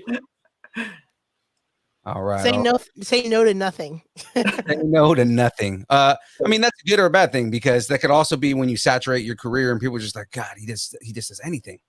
Or you end up on a short film. You can do something bad, like to me, Jim Carrey's that way. He has a lot of good movies, but then he has bad movies. So I wanted to bring Jackie in to do the last parts of this this bracket, and it's mainly because I wanted Cooley to kind of like weigh in on where he feels on this, because we only have 2 or 3 more on this for the best DC villains. And I figured, okay, well, let's bring him in and get him on there. We can knock this out before the end of the show. So I'm going to switch places with the lovely Jackie. I'm going to go backstage. Okay. And then Jackie can take my place. I will stay backstage because I want to talk to you after the show. Okay. So, Jackie, take it away. And she's here. Hello, everybody. I was hanging out with Tyler outside. Oh, nice. Hi, it's nice to meet you. How you doing? Nice to meet you. Happy birthday, Greg. Thanks. Oh, happy birthday. It's his 40th, 21st birthday. That's right. There you go. All right. So we are going to attempt to finish the right side of the bracket. We did the left side of the bracket already, and ultimately it came down to Brainiac. So now we're doing the right side of the bracket to figure out who is going to go up against Brainiac. And just to clarify, when we're doing the comparisons, they are who can beat each other. Who'd win in a fight? Who'd win in a fight. So the ones that we're going to be going over, so the synopsis. I still need the soundboard. Is we're going to do, so what we have to look forward to is Black Manta, Sinestro, Anti-Monitor, Starro, Steppenwolf, Owlman, Black Adam. Oh, that's the wrong one. Oh, you're going for this one. Yeah. And then Lex Luthor. What? So we're gonna start off with Black Manta versus Sinestro. What? Black Manta versus Sinestro. Cooley, are you familiar with Black Manta and Sinestro? Yeah, yes, I am. Okay. So, yeah, basically we're putting them up in a fight. Like, who would win in a fight between Black Manta and Sinestro? Black Manta. I'm kind of torn because like Black Mana does have that the heat ray that he Mhm. has on the helmet. But the thing is that Sinestro is good at bringing out the worst fears that you have. Yeah, but he brings it out if you hear it, correct? No, he can manifest it in different Or he ways. manifests it. Yeah, Okay. because Sinestro's power is based on fear. So that's where like a lot of that's where it becomes kind of hard. Like, you know, because they're both pretty formidable because Mhm. especially in New 52 Black Mana, because Black Mana his suit his armor has it's actual armor now, and then he has the Mhm. heat ray, but then it also gives him enhanced strength because in New 52 Aquaman just doesn't just talk to fishes, he has super strength. So it's like Right. Black Mana Right. has that suit and he can actually take on Superman in that suit. So it's like I think I'm gonna edge Black Mana because the thing is that he's also a master tactician. Okay. Yeah, that's what I would think. Mm-hmm. Yeah, And I agree. Squint, what I'm is gonna say your Black Mana as well. Okay. mana? Mhm. All right. James. He says he picks Black Mana. I like Cooley's pick. Mm-hmm. So it's so funny, you know, look at all this growing up. And I'm like, that it was a no-brainer to me. I'm like, Yeah. yeah. All right. My voice with Cooley. All right. So hearing none, seeing none, I'm going to go ahead and close that one with Black Manta winning.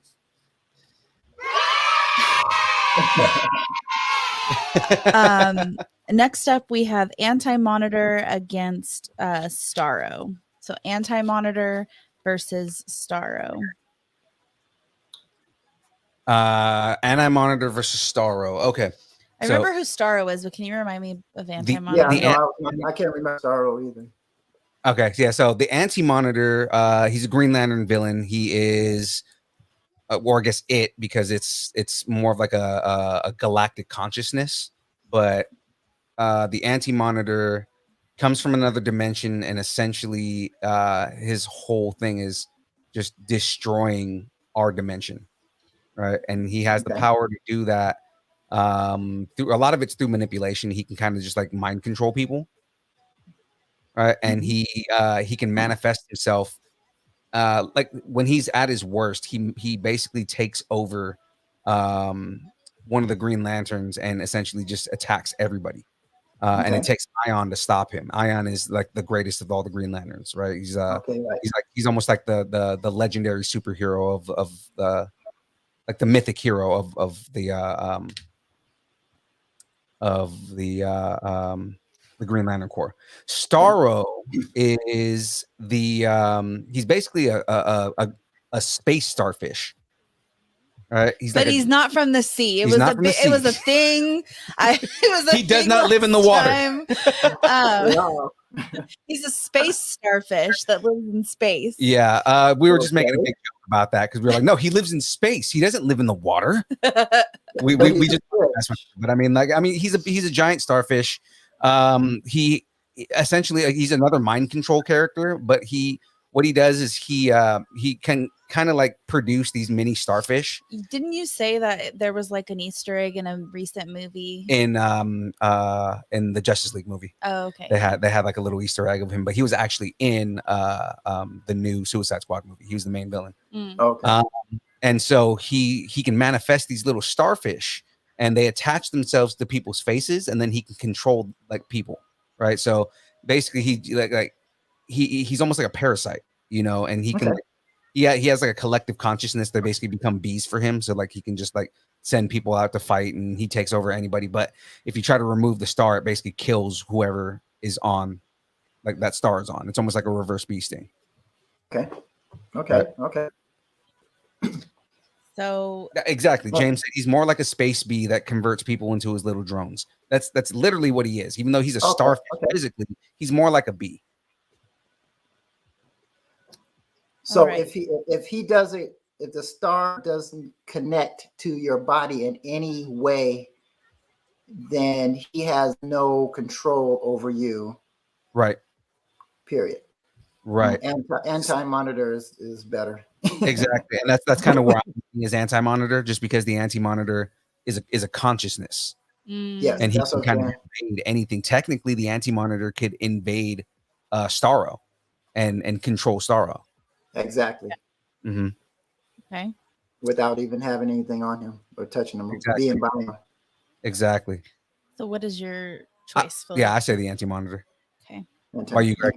Anti-Monitor. Same. You say the Anti-Monitor too? Yeah. Cooley? Yes. Okay. Yeah. Okay. Let's see. Any monitor still vote? Okay. James said he's just going with whatever Cooley says. All right. So I'm gonna go ahead and say, hearing That's my none, people. we're gonna go ahead and go with anti-monitor for that Like a fish out of water. one. Next up we have Steppenwolf, Mm-hmm. and Owlman.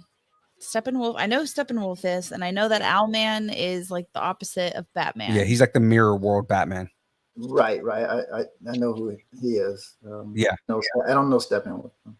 Steppenwolf is a new god, so he is he's one of the minions of Darkseid. All right, so if you know Superman, you're probably familiar with Darkseid. Mm-hmm. Yeah, so Steppenwolf is one of his like main minions. He's like on the level of like Granny Goodness. Steppenwolf, and he has super strength. He has adaptive armor. He has like a big giant. I guess it'd be a trident / glaive kind of thing. He's just he's supposed to be a god. He's just like a giant monster. Okay. Owlman, you got to remember that he is like mirror world Batman. So basically, he thinks on the same level as Batman. If the longer the fight goes on, the more advantage that Owlman has. The thing with Steppenwolf is he usually crushes fights pretty quickly unless he's going up against other superpowered beings. So like your Wonder Womans, your Aquamans, like the superpowered characters. Superman obviously beats him almost all the time, but Right. like your superpowered characters can take Steppenwolf out fairly easily. Batman, it really depends on how long the fight goes for. Yes, it sounds like Steppenwolf has that one because if he takes his opponents out quickly, now man is stronger as the fight goes on. That's a no-brainer. All right. Yeah, most of the chat is saying that Steppenwolf. Yeah. Yeah, there's two for that's a no-brainer because if he take you out right away. He has the ability to, but at the same time, like Batman has defeated Darkseid before. And that's happened in the comics. So that's kind of like where I go is like Batman's defeated people who are stronger than Steppenwolf. And that's Right. that's where my doubt But goes. we're not talking about Batman though. Right. Well, Owlman is a little more, like Owlman, as much as Batman has his moral qualms, he Owlman doesn't have that same morality. Like he will kill people. Well, I'm totally a Batman fan. Yeah. See, look at that. Look at that. I have it here on my car and everything. We have a picture on our Instagram of you in a Batman shirt. Yeah. Batman. So I'm Batman all the way. So that's why. Anyway, and everybody always asks me, say, "How come you're a Batman fan?" That's it. Because he's the only superhero who not a superhero. Yeah. He's a regular person that created himself as a superhero. He got all these toys, these tools, and he's just like, you could be Batman. Yeah, which is kind of cool that you if you saw us building right there, but I built the Batmobile, right? So I was gonna say something about it earlier. I was like, oh my god, I like that. But that's why I like my Batman because Superman, they built him up to a certain thing, but you can't really fly, so kind of, you know what I'm saying. Right. He's the only one that I feel that could be real. If there was a real superhero in our lifetime, somebody really could be a Batman. I think. I get what you're saying. Yeah. What is that? Batman and the Joker. Yep. Oh, they go inside it? They don't go inside it. They're just like little. It's like a little display that comes with it. Oh, cool.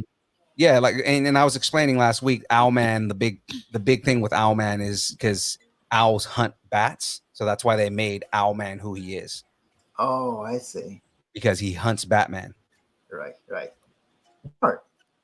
James in the chat is saying Power Rangers Live Universal Stage question mark. On YouTube or? Oh yeah, he's got a YouTube link he's there. got a YouTube link here.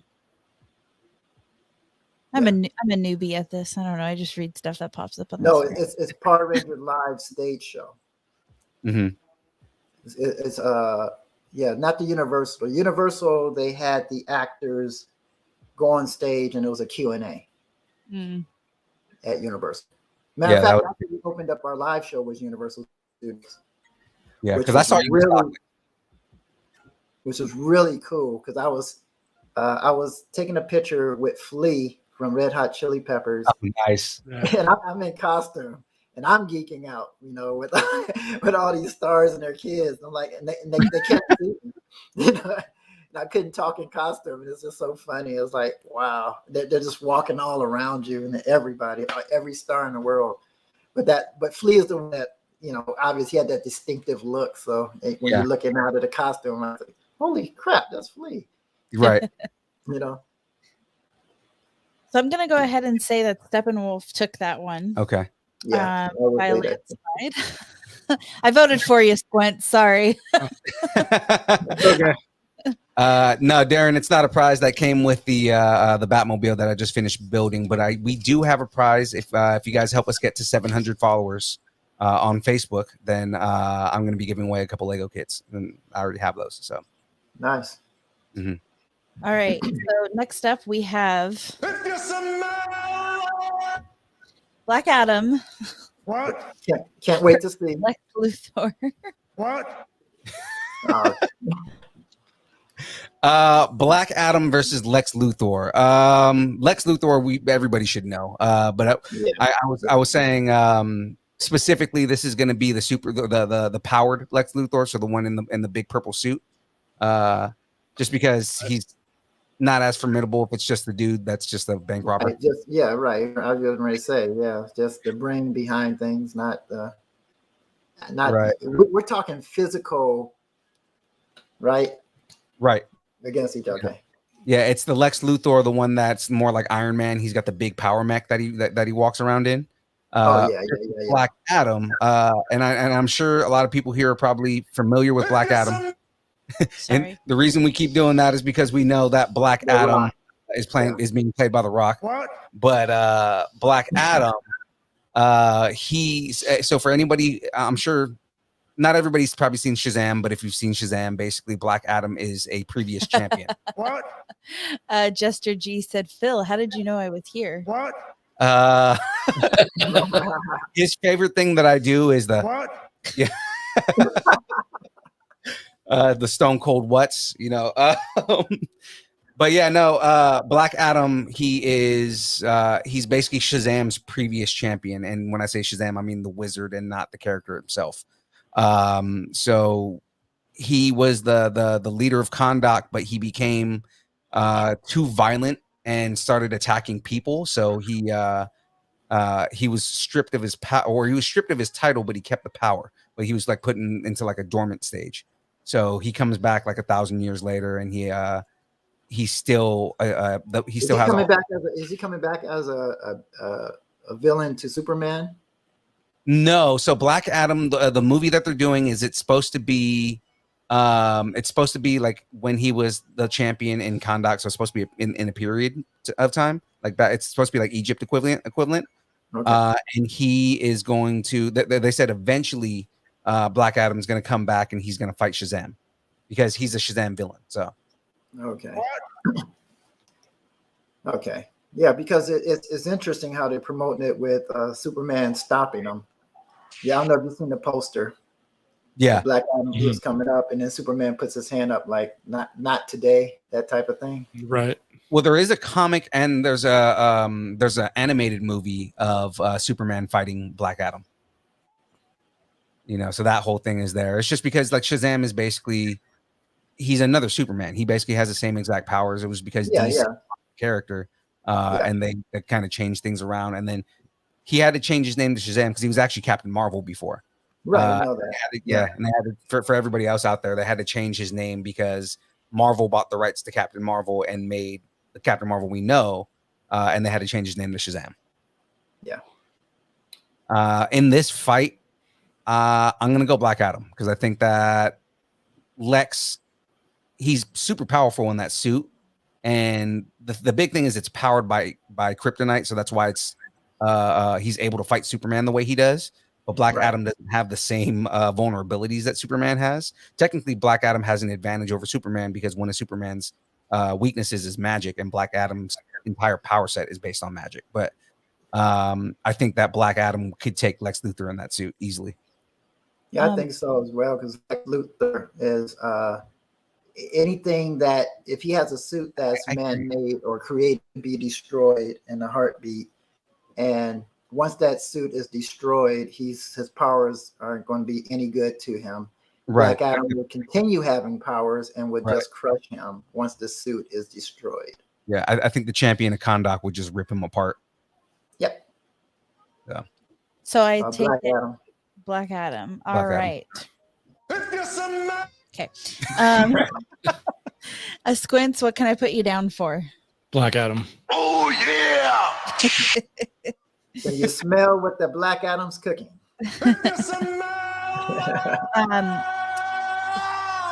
Darren Chibi is saying that Lex will figure out a way to beat Black Adam.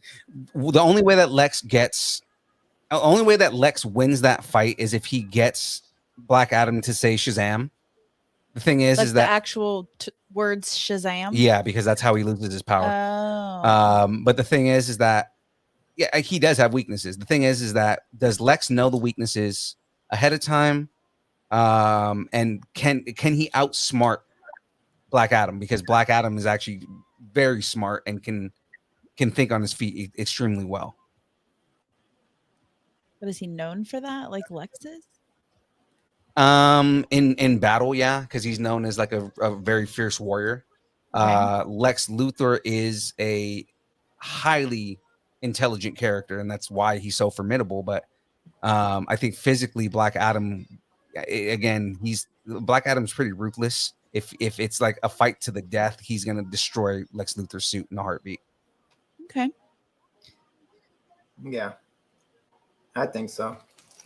Is it the same type of suit in Supergirl series? Yeah, on so it's Netflix? that same mech It's suit. that same suit, right? Mhm. Yeah, she defeated him. Yeah, and so that's why I'm familiar with the suit, is because of watching that. That's why I said Black Adam probably would have success like Supergirl had over him. Mm-hmm. And like I said, Black Adam doesn't have the same weaknesses that the Kryptonians do. Right. So yeah, that I mean that's why I said it, because when you said the suit, first thing I thought about is Supergirl. Yeah, because that suit is designed to stop Kryptonians, and he's not a Kryptonian, so it's like Right. Yeah. He's not Kryp, he's a Paru. All right. Wait. I got something for that. Did you add? No, that's an old one. All right.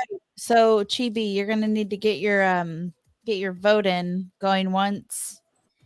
He said Lex. Oh, he did? Yeah. Oh, is that the one person that said Lex? I think so. Yeah. Oh, that's right. he said That's Lex right. all the way. Okay. That was a test. You guys passed. All right. So I'm gonna go ahead and say, hearing none and seeing none, Black Adam went ahead and won that one. And now we are in It really pisses me off to no end. we are in the final four. Here Dun, we go. dun, Dun dun dun. Oh, I thought I hit it again. No. All right. So we are in the final four. So what we have is Black Manta versus Anti-Monitor. Oof. Okay. Oof. Again, I'm probably gonna go anti-monitor on this because Of the mind. yeah, but like he has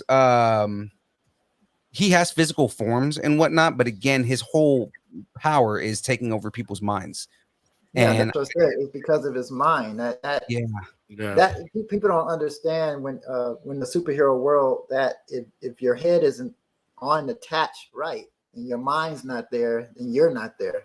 And that's what I liked when they started creating the villains. That I thought that was genius to make that a power, because no matter who you are, if you're not thinking straight, you're nothing.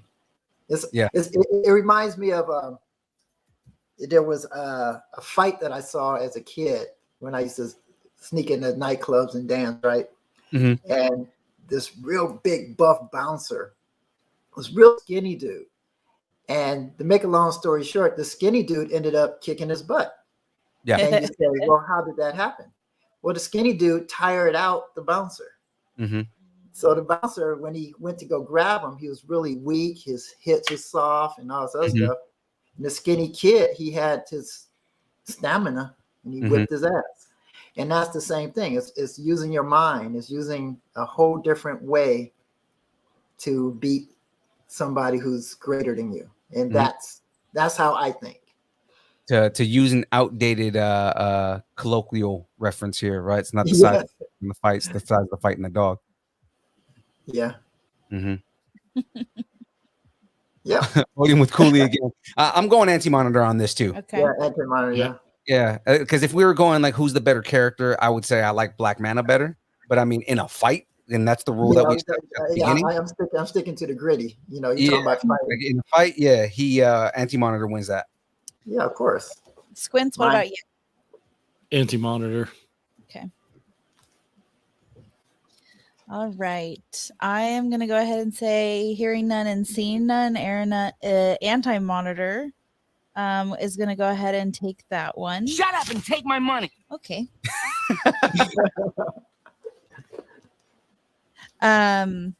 Okay, so next up we have Steppenwolf versus Black Adam. What? Steppenwolf versus Black Adam. All right. Steppenwolf. Oh man, I would put them on the same wavelength, on the same level.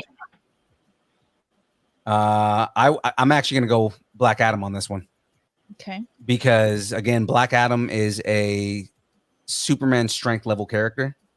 And Steppenwolf gets his ass kicked by characters that are like that powerful on a regular basis. So I would say Black Adam. Yeah, I don't know that knowledge behind it, but you probably have me on that one. But I would say Steppenwolf, honestly. But I don't know what his powers would be at a Superman level in a battle. Right.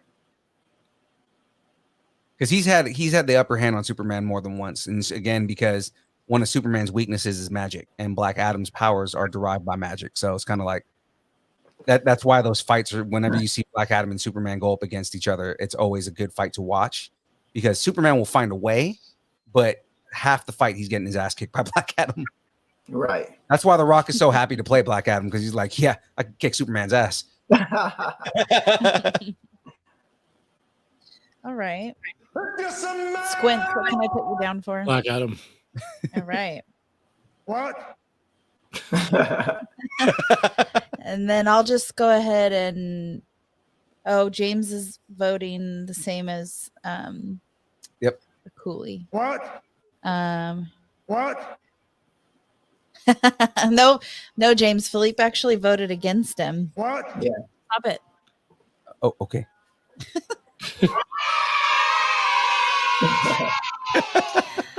All right. So I'm gonna we're at a tie. Oh, are we right now? We are at a tie. All right. We need an extra vote. Phoenix, real quick. In the chat. Hi. All right. Steppenwolf versus Black Adam. Yeah, you're a tiebreaker. Black Adam. Black Adam. All right, there we go. Whoa. Black Adam's the tiebreaker. Black Adam won it. Black Adam won it. All right, so Go see the movie when it comes out. Exactly. Oh, you're right. Black my Adam. mom chimes in late. Day late and a dollar short. That's her middle name. Okay. Jester G Man. What? And so okay, now we have Anti-Monitor versus Black Adam. And this is for all the marbles. This is for all the right side. Right. Okay. And then that will whatever one of those will go up against Brainiac, and then Yep. we'll have to probably do a synopsis on. Yeah, and they're literally they have the same powers, so it's like I'm gonna go anti-monitor on this one. Again, from the same argument that I've been making the entire show. So who versus who? Anti-Monitor versus Black Adam. Black Adam. And because anti-monitor is literally I'm always gonna go with the mind. I'm always gonna go with the mind on that. Yeah. Yeah. He's literally a character of consciousness. So anti-monitor for both of you. Yeah, I say anti-monitor. I would say anti-monitor. Yes, anti-monitor. All three of us.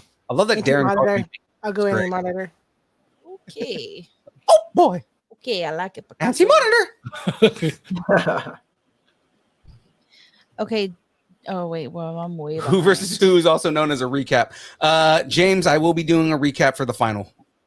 Recap to recap, please. We need to recap the recap for the recap. Man, I can't believe nobody's voting Black Adam. My that Black Adam that my mom put was for the previous. For the one. previous one, yeah. Yeah. So anti-monitor. Yeah, anti-monitor. I'm just gonna go ahead and call it and say it's anti-monitor. Yeah. Or anti-monitor. Yeah. And that is going to go up against Brainiac. Do you want to give them a synopsis of Brainiac? So that way we have a fresh.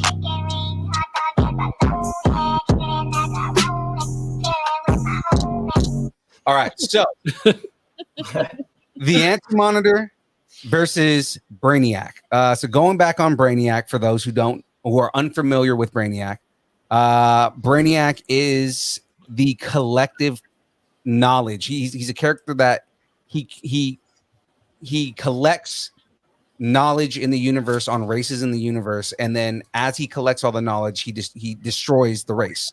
So he'll like destroy a planet so that way the knowledge is preserved in a way that is unable to be changed. Right? His whole thing is preservation. He in certain versions, he's the reason that Krypton was destroyed. Right, so he caused like the core of Krypton to be unstable, so it would blow up, so that he could destroy the world. In other cases, that he was the knowledge of Krypton, and you know, as the planet was destroyed, he learned that the destruction of that planet was a way to preserve it, and he does it like for eons until he gets to Earth. Mm-hmm. So that's. Again, he's almost like a consciousness character. He technically doesn't have a consciousness because he's a robot. So like, you know, he's like a super advanced AI. So that's where like a character like Anti-Monitor couldn't affect something like Brainiac, right? So in this case, Anti-Monitor's fight would be that he takes over the consciousness of other characters to fight Brainiac. Brainiac is an Omega level threat. So it takes the entire Justice League to stop him. Like, he's not one of those guys where like one dude can fight him. He's a Superman villain for the most part, but like, you know, it takes the entire Justice League to stop Brainiac. Whereas the Anti-Monitor is very similar in the way that they have to stop him. All of the different core, all the different Ring Corps characters. So like, this is one of the situations where Sinestro and the Sinestro Corps have to team up with the Green Lanterns, have to team up with the you know, the Star Sapphires and all those characters to stop the Anti-Monitor, because the Anti-Monitor is just taking over consciousness. So again, it's a very difficult fight because you have a character that can take over consciousness versus a character that is so overpowered that it takes everyone to stop him. Plus, he also like almost kind of like Ultron has, like, you know, his Ultron style robots where he can basically just create robots as his own personal army. So what's Brainiac's weakness? That he's a robot. So I mean, like, a lot of times, I mean, he uses, like, his body is made out of like he's made out of Ur metal, which is like the same stuff that Hawkman and Hawkwoman's maces are made out of. So he's like almost indestructible. A lot of times he's almost like Doomsday, where they have to like find a way to shut him down, and they put him in a dormant state until they have to fight him again. Yeah, Anti-Monitor is almost the same way, where basically they have to banish him to another dimension until he finds his way back in again. I feel like a character who is incredibly smart would eventually outthink someone who has brute force behind him. Right. And like I kind of go behind. I go. My vote is Brainiac, and the reason is because Brainiac is he has all the intelligence and all of the knowledge of the universe. You know, so the whole thing is he has all of this extensive knowledge. He has ways of like knowing how to stop stuff like this. Well, you know how I feel about the knowledge tip. And so my whole thinking is he knows the weaknesses if he has all the knowledge. Right. So he knows it. So he knows how to shut something or someone down because he has that instilled in his brain. Mm-hmm. So yeah, I'm going with Brainiac. Yeah, brain over brawn. And that's one thing that you notice about DC is you tend to see more brain over brawn when it comes to these types of fights. Yeah. Most of the time, you know. Well, it's bigger brain over a bigger brain over a big brain. Right. That's basically because the other one is literal consciousness. So it's like, yeah, but he's a robot. I mean, the Anti-Monitor is like, you know, he's that's what I meant. Yeah. But he can't affect the robot, really. Right. No, and I'm saying more so like the outthinking each other. Right? Like you have one thing that is a functioning AI that is just continuously learning and getting better versus something that is a literal consciousness. So they're both mind on mind. But the thing is again, because of the limitations that Anti-Monitor has, right, I think that Brainiac ends up winning this. Yes, I agree. Mm-hmm. Okay, well, I think Brainiac has taken the cake and the pie. There we go. So the winner of this entire thing, John Cena is the winner. He is the ultimate DC villain. Brainiac. Peacemaker is the ultimate DC villain. So we're going to go ahead and say that Brainiac is the ultimate DC villain. And I'm not upset with that. That is 100% a character that I would feel is worthy of being called the ultimate DC villain, because Brainiac is one of those characters. If it's not him, it's Darkseid. And I mean that's kind of how I feel between like the ultimate villains within DC. I like that you compared him to Ultron, though. I never thought of it that way, but it's true. Yeah. He is very much like Ultron. Oh, he's more like Ultron in his ultimate form. Because Ultron has all of the collective knowledge of the world. You know, like if you put Ultron on a galactic level, you get Brainiac. Mm-hmm. Okay. Right. Mm-hmm. So the children are happy. The crowd agrees. For sure. And before we end all of this, I do have one more thing I want you to plug here, Cooley. Yeah. The dynamic dancers. The dynamic dancers, man. I want you to talk dynamic dancers for sure, because we didn't get a chance to talk about that yet. No one else knows about it but you, huh? Okay. Well, for everybody out there, I am trying to be my own Saban. I'm trying to do my own thing.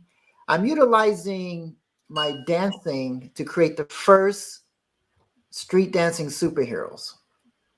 And that's them right there. And they're called the dynamic dancers. Oh, I still have mine. You still have yours? Autograph version of it right there. That's right. And with the dynamic dancers, it's a work in progress right now.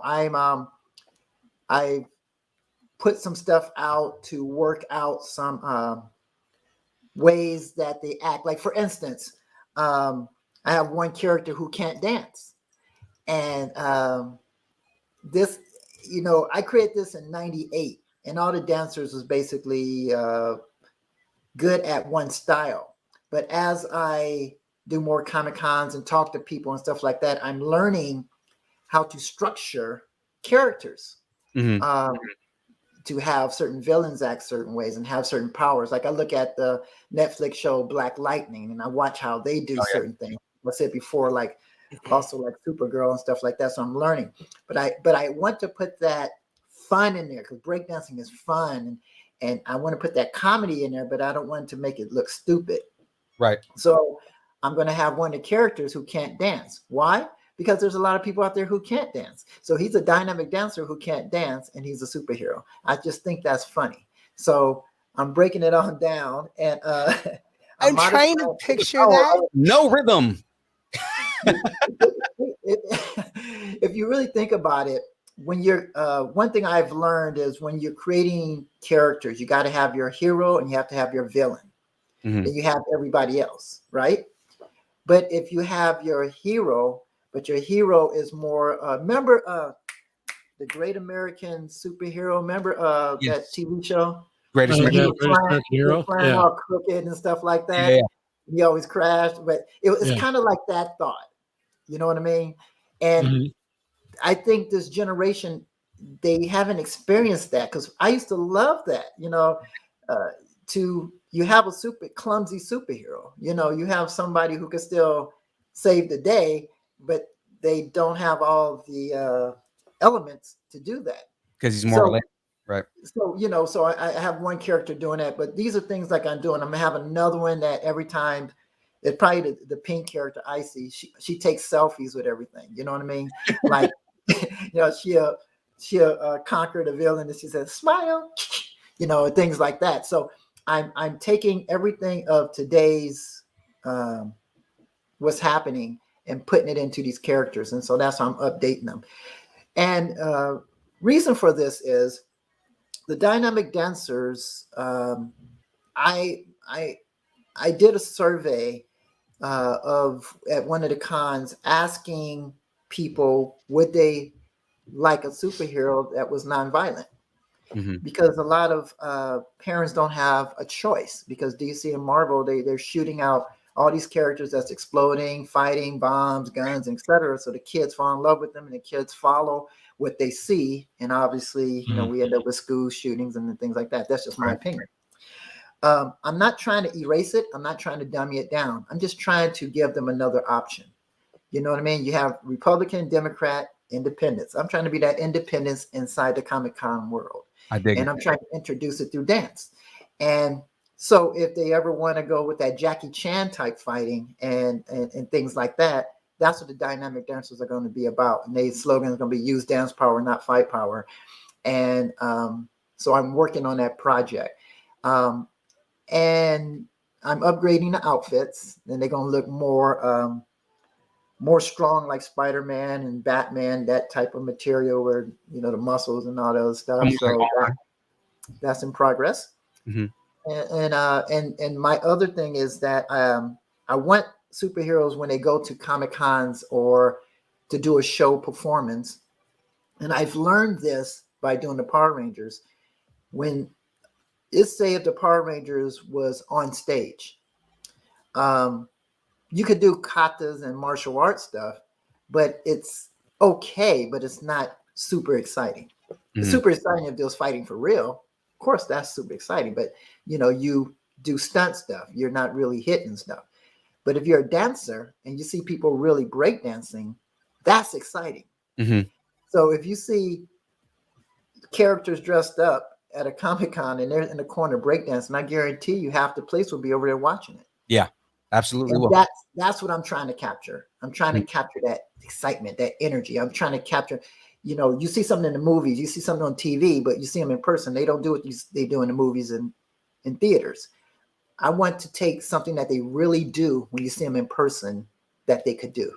That's what I'm trying to capture along with doing all the other stuff, movie stuff, you know. Right. And you inspire the next generation of dancers. Exactly. So we'll have professional break dancers. We'll have 5 of them. One person wouldn't be able to dance, but you know. Where do I sign up to be that character? Yeah. I know. That'd probably be the longest line, right? Yeah. I could do the sprinkler. What's that called? You know. that would be funny. Start doing all these or the Elaine TikTok dancing and stuff like that. but you know, it's the thing is that the Ninja Turtles tried to tap into street dancing, but you know, when you see them in in costume, you ain't gonna see them doing spins on their shells because they can't do it. Right. Power Rangers tried to get Walter to introduce street dancing with the Power Rangers, and you see how long that lasts. Yeah. But that's the only thing I feel that's equivalent to martial arts in excitement and something that people I think would enjoy. And till this day, I strongly believe in street dancing. Mhm. I always use this analogy. I said ballet and jazz dancing is very highly looked at. Same thing with ballroom. Mhm. If you put a ballroom dancer on one corner, or a jazz dancer, or a ballet dancer, and you put a break dancer on another corner, the ballet, jazz, or ballroom dancing, people will look at them like they're on crack. Like, Yep. why are they doing that dancing? What's going on, etc. The break dancing will get applause, money, it get attention. Because proof of that is if you go down to the war, you go down to Hollywood, you see people doing robot, you know what I mean? All street dancing stuff, all that stuff. Tons of people watching. They make a living off of money. You see no one doing ballet moves out there. Right. But You know? tango, I Or have the gotten more tango. attention. I'm not saying Yeah. that it's not good. I'm not saying that it's not good. It's just not a place for that. And so Yeah. you got to go where you got to go with the strength is. That's why all these superhero movies are exciting. It's because of the fighting. The fighting and the stunts are just amazing. And I give them, if I had another thumb, I would add it to this. It's like it's incredible. But what they're missing is that in our mind, it goes and it's dismissed. Let me give you an idea. I used to watch, and I still do, The Road Runner. Oh yeah. I don't have a need to drop an anvil on somebody's head. I grew up in a generation where we took hammers. Not we, but the cartoons would take hammers and they hit people on the head, bowling balls, all this other stuff. I had no need to really do that to people. Mhm. This generation does that. So they're trying to ban all these old school cartoons. That's why we don't see them. Mhm. Because kids are literally trying to do what the cartoons are doing. Yeah. So I don't know where the change happened. You know what I mean? But Acme was always a joke. You know what Yeah. I mean? Pushing somebody's house on a railroad track and a train coming hitting, and then now people really try to do that crap. So you got to say to yourself, a lot of parents are against a lot of that stuff. So how do we still give them the love for superheroes, but kind of erase that little element out of it? Trying to follow, because I can't get rid of it. It's going to be Right. there. Right. Every Right. negative has a positive. So the negative going to be there. You just find a different positive to make it work, and you make it funny, and you make people laugh, and you make people get excited. And that's why I like Deadpool, because he brought out something different in all the superheroes. That humor, that's sarcasm. Yep. There he is. That's sarcasm. And that's what I love about Deadpool. So my characters are kind of like that too. So if I'm lucky enough, You said the magic word. You have a Deadpool huge fan I here. am one of the biggest I know. Deadpool fans in existence. I'm a huge Deadpool fan. I like it. But my point being is that I think DC and Marvel needs to get on that train. They need to start creating more characters, driving stuff towards making people laugh more. Make people, you can still do what you do, but upgrade it another way. Don't have the same thing. Like DC is getting too dark. Marvel gets. Well, look at what they're I doing don't with know. Thor right now. Like, there's a lot of fighting, but there's a lot of comedy in it now. To me, with Marvel, you lose your focus. You love one character, and you love another character. And I think, but they're smart. Don't get me wrong. That was very smart for them to put all three Spider-Mans together. That was a very good move, right? But what now? That's what I'm saying. No, like, I was just while you were talking, I was remembering. So when I was in kindergarten, I loved Power Rangers, like the original. Like, well, to me, it's like the original Power Rangers that we all watched in the 90s. Exactly. We talked about that earlier. I loved it. I would go to school and I would try to get people to play Power Rangers with me, and no one wanted to play with me. But I was just thinking, when I wanted to play Power Rangers, it was the like the mock fighting. And so, but if I watched Power Rangers in the way that you're doing it with breakdancing, I probably would have went to school and tried to break dance with my friends, not fight them. You're And right. so So you understand where I'm coming from with I that. totally Yeah, understand where you're coming from. Yep. And you know something else is when I was on the road, we were in Chicago, and like I told you, we would get in town, and the White Ranger was the ranger. You know, he was the top ranger. Always. So I was always getting into town, then I would have to go do a news thing or do an interview I always had to get dressed and do something. So they had me set up and they said, yeah, you're going to go on to the Oprah Winfrey show. And I'm like, oh, that's cool. Right. Oprah turned us down. She said, no, I do not want no Power Rangers. I don't support that. And I don't like it. And from the publicist, they told me that Oprah said that she's not going to promote a company that promotes violence.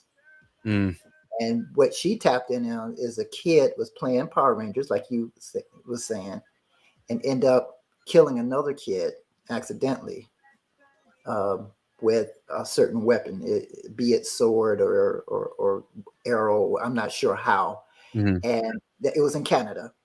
And of course, it made big news because that's how they work. And so my point being, I always thought about that. I'm like, God, you know, it's interesting to be at this high level, and I can't have a iconic person interview or introduce something that I'm a part of. You understand? Because of a situation that's out of my control. But if I was dancing, different story. But you know, there's nothing is foolproof, because when I was coming up dancing, kids were spinning on their head, breaking their necks. So hey, you know, there is that yin yang. But if I'm promoting head spins, yes, I'm guilty. But I'm promoting dancing. It's a whole different story. So if you delegate and drive the kids on what to do, then you're good. Meaning, have certain dance moves, have something that's real cool, have certain things that a kid can't get hurt doing, then you're working. Martial arts, there is nothing that you can do that you can't get hurt, because that's what it's about. It's about offense, defense. Yeah, it's like seeing Anderson Silva when he snapped his thigh, or he snapped his shin, you know, throwing a roundhouse. Anderson Silva. Oh, yeah, that's right. In the middle of a fight, live television. I was watching it. I was traumatized. Yeah, exactly. I was like, did that just happen? Traumatized. But that's Muay Thai. I was traumatized. But like I said, I'm not trying to create the wheel. I'm just trying to make a difference. There's a time, and I'm trying to use my platform in order for it to work. And I believe there's power in the people. I don't believe companies control what we like and what we do. We control it. Right. That's why there's TikTok. That's why there's podcasts. That's why there's YouTube. That's why all that is a brawl. I told you earlier that I had a record deal. Right. Record companies basically is non-existent, or they're trying to jump on the gravy train because everybody could do their own stuff by themselves independently and collect 100% of everything. And eventually that's what's going to happen with TV shows and movies and etc. Eventually everybody's going to be recording from their home, and everybody's just going to be watching their own shows. Yeah, that's what we're doing. In the next 20 years, that's exactly what's going to be happening. I can see it coming down the pipe. I personally, I have gone weeks without just watching people's YouTube channels and not watching anything on Netflix or Hulu or anything. I have my YouTube people that I watch. Right. Exactly. Yeah, so I see where you're coming from and on like, that. like when the Mickey Mouse Club, hang out with us. Oh boy, I did I was checking some things because I always do a lot of research on certain things, and I was checking things about cable companies. Cable companies now are the next to disappear because you got Netflix, Hulu, and Disney Plus, and you have all this Peacock. You have all of them now jumping on the network base. Peacock is NBC. And the reason why they did that is because they could see in the future that, hey, eventually people aren't going to want cable to watch NBC shows. Now they're going to just go get your Roku and you can choose any and everything. Exactly. And it's just going to get stronger and stronger and stronger. I don't have cable. Yeah. I don't have cable at all. We don't either. Me neither. That's my point. And so the thing is, by me coming up with these ideas and stuff that I'm doing now, eventually I'm not going to need companies to do it. Mm-hmm. So my pitch to companies right now is, it's not on me, because I'm telling them, as long as God gives me breath, I'm going to do it. Right. The question is, do you want to be a part of what I'm doing? Right. Exactly. I'd probably, that's what I'm telling them right now. I probably pay more for streaming, but I prefer it over doing cable because exactly. Yeah, I can pick and choose. Right. Now, guys, we can do this all night because I can keep on going through this conversation because it's so like, enthralling at this point. But we are 30 minutes over. Yeah. So no, it's fine. I almost didn't want to stop you, and I was like, okay, maybe we just go an hour over because I'm so interested in everything he's saying right now. But it's like all I gotta say is, everybody, thank you for your time, and everybody out there. Thank you for supporting me, and just support the Dynamic Dancers, and the doors we to find ground level. Yeah, where can we find you? Where's everywhere that we can get you, aside from the websites on the bottom of the screen there? Right, exactly. The Dynamic Dancer, if you want to check it out, is thedynamicdancers.net, and you get IG me, Cooley. It's the Cooley Jaxson. That's Jackson. My daughter made it, so. It's instead of XSON. People always ask the JAXSON. Reason why I go under that is that's my stage last name, because I didn't want to be like Michael Jackson, Janet Jackson, Freddie Jackson, and all these other Jacksons. I want to be a separate Jackson. Right. It's a marketing thing. Right. So. Squints, where can everybody find you? Everybody can find me on Instagram at Cuts and Chaos Pod. There we go. Phoenix, where can everybody find you? You can find me on Facebook and Instagram, and of course, we have a new podcast called Mysterium Tremendum. Our first episode is out, and we will be publishing the second episode pretty soon. I lost my voice, so we're a little behind. So catch us. Our first episode, something preserved in Denmark. We're talking about bog bodies and human sacrifice. Next one is Easter, and the next one after that is a mother who will drown you. It's a whole lot of fun. Like I said, Facebook, Instagram, and of course, Distance Nerding. There we go. La Jackie, if anybody wants to find you. If anybody wants to find me, you could just message Distance Nerding.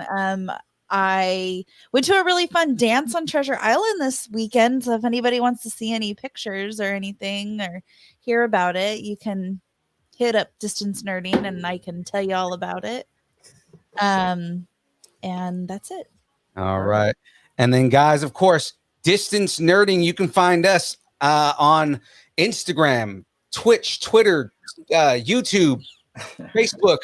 If there's social media that exists, we are there at Distance Nerding. TikTok. I make this joke all the time. It's not a joke. It is a joke. OnlyFans. It's just pictures of birds' feet. And then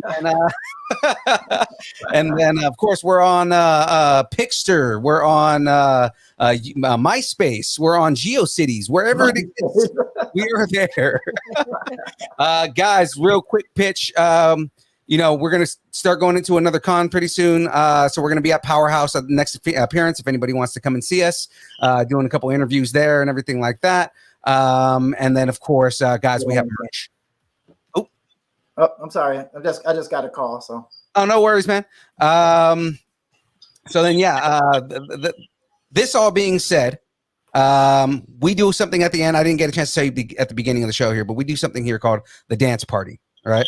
And essentially what we're going to do is our song is going to play and you just grab something around you and just dance with it. Right. So once I start here, you'll see an example of it. We have like the ultimate dance person on. I think know. we should just let them. You know what? Matter of fact, this is what I'm going to do. The dance party is just Cooley Jaxson tonight. That's what we're going to do. Oh, yes. Nice. The ultimate. Oh, don't do that Depends to on the him. music too.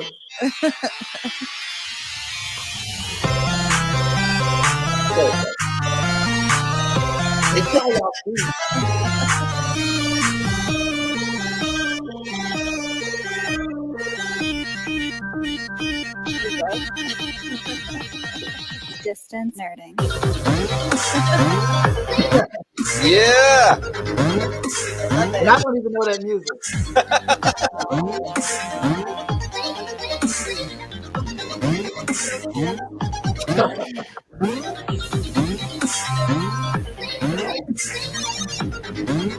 It is the pool. DJ Cooley D.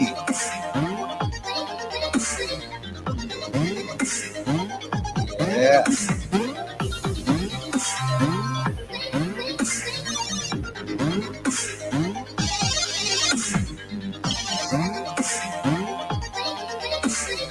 Yeah, cool. Oh my God, the baby Yoda came out of nowhere. I thought Phoenix had transformed. Into Baby Yoda. Grogu. Later, guys.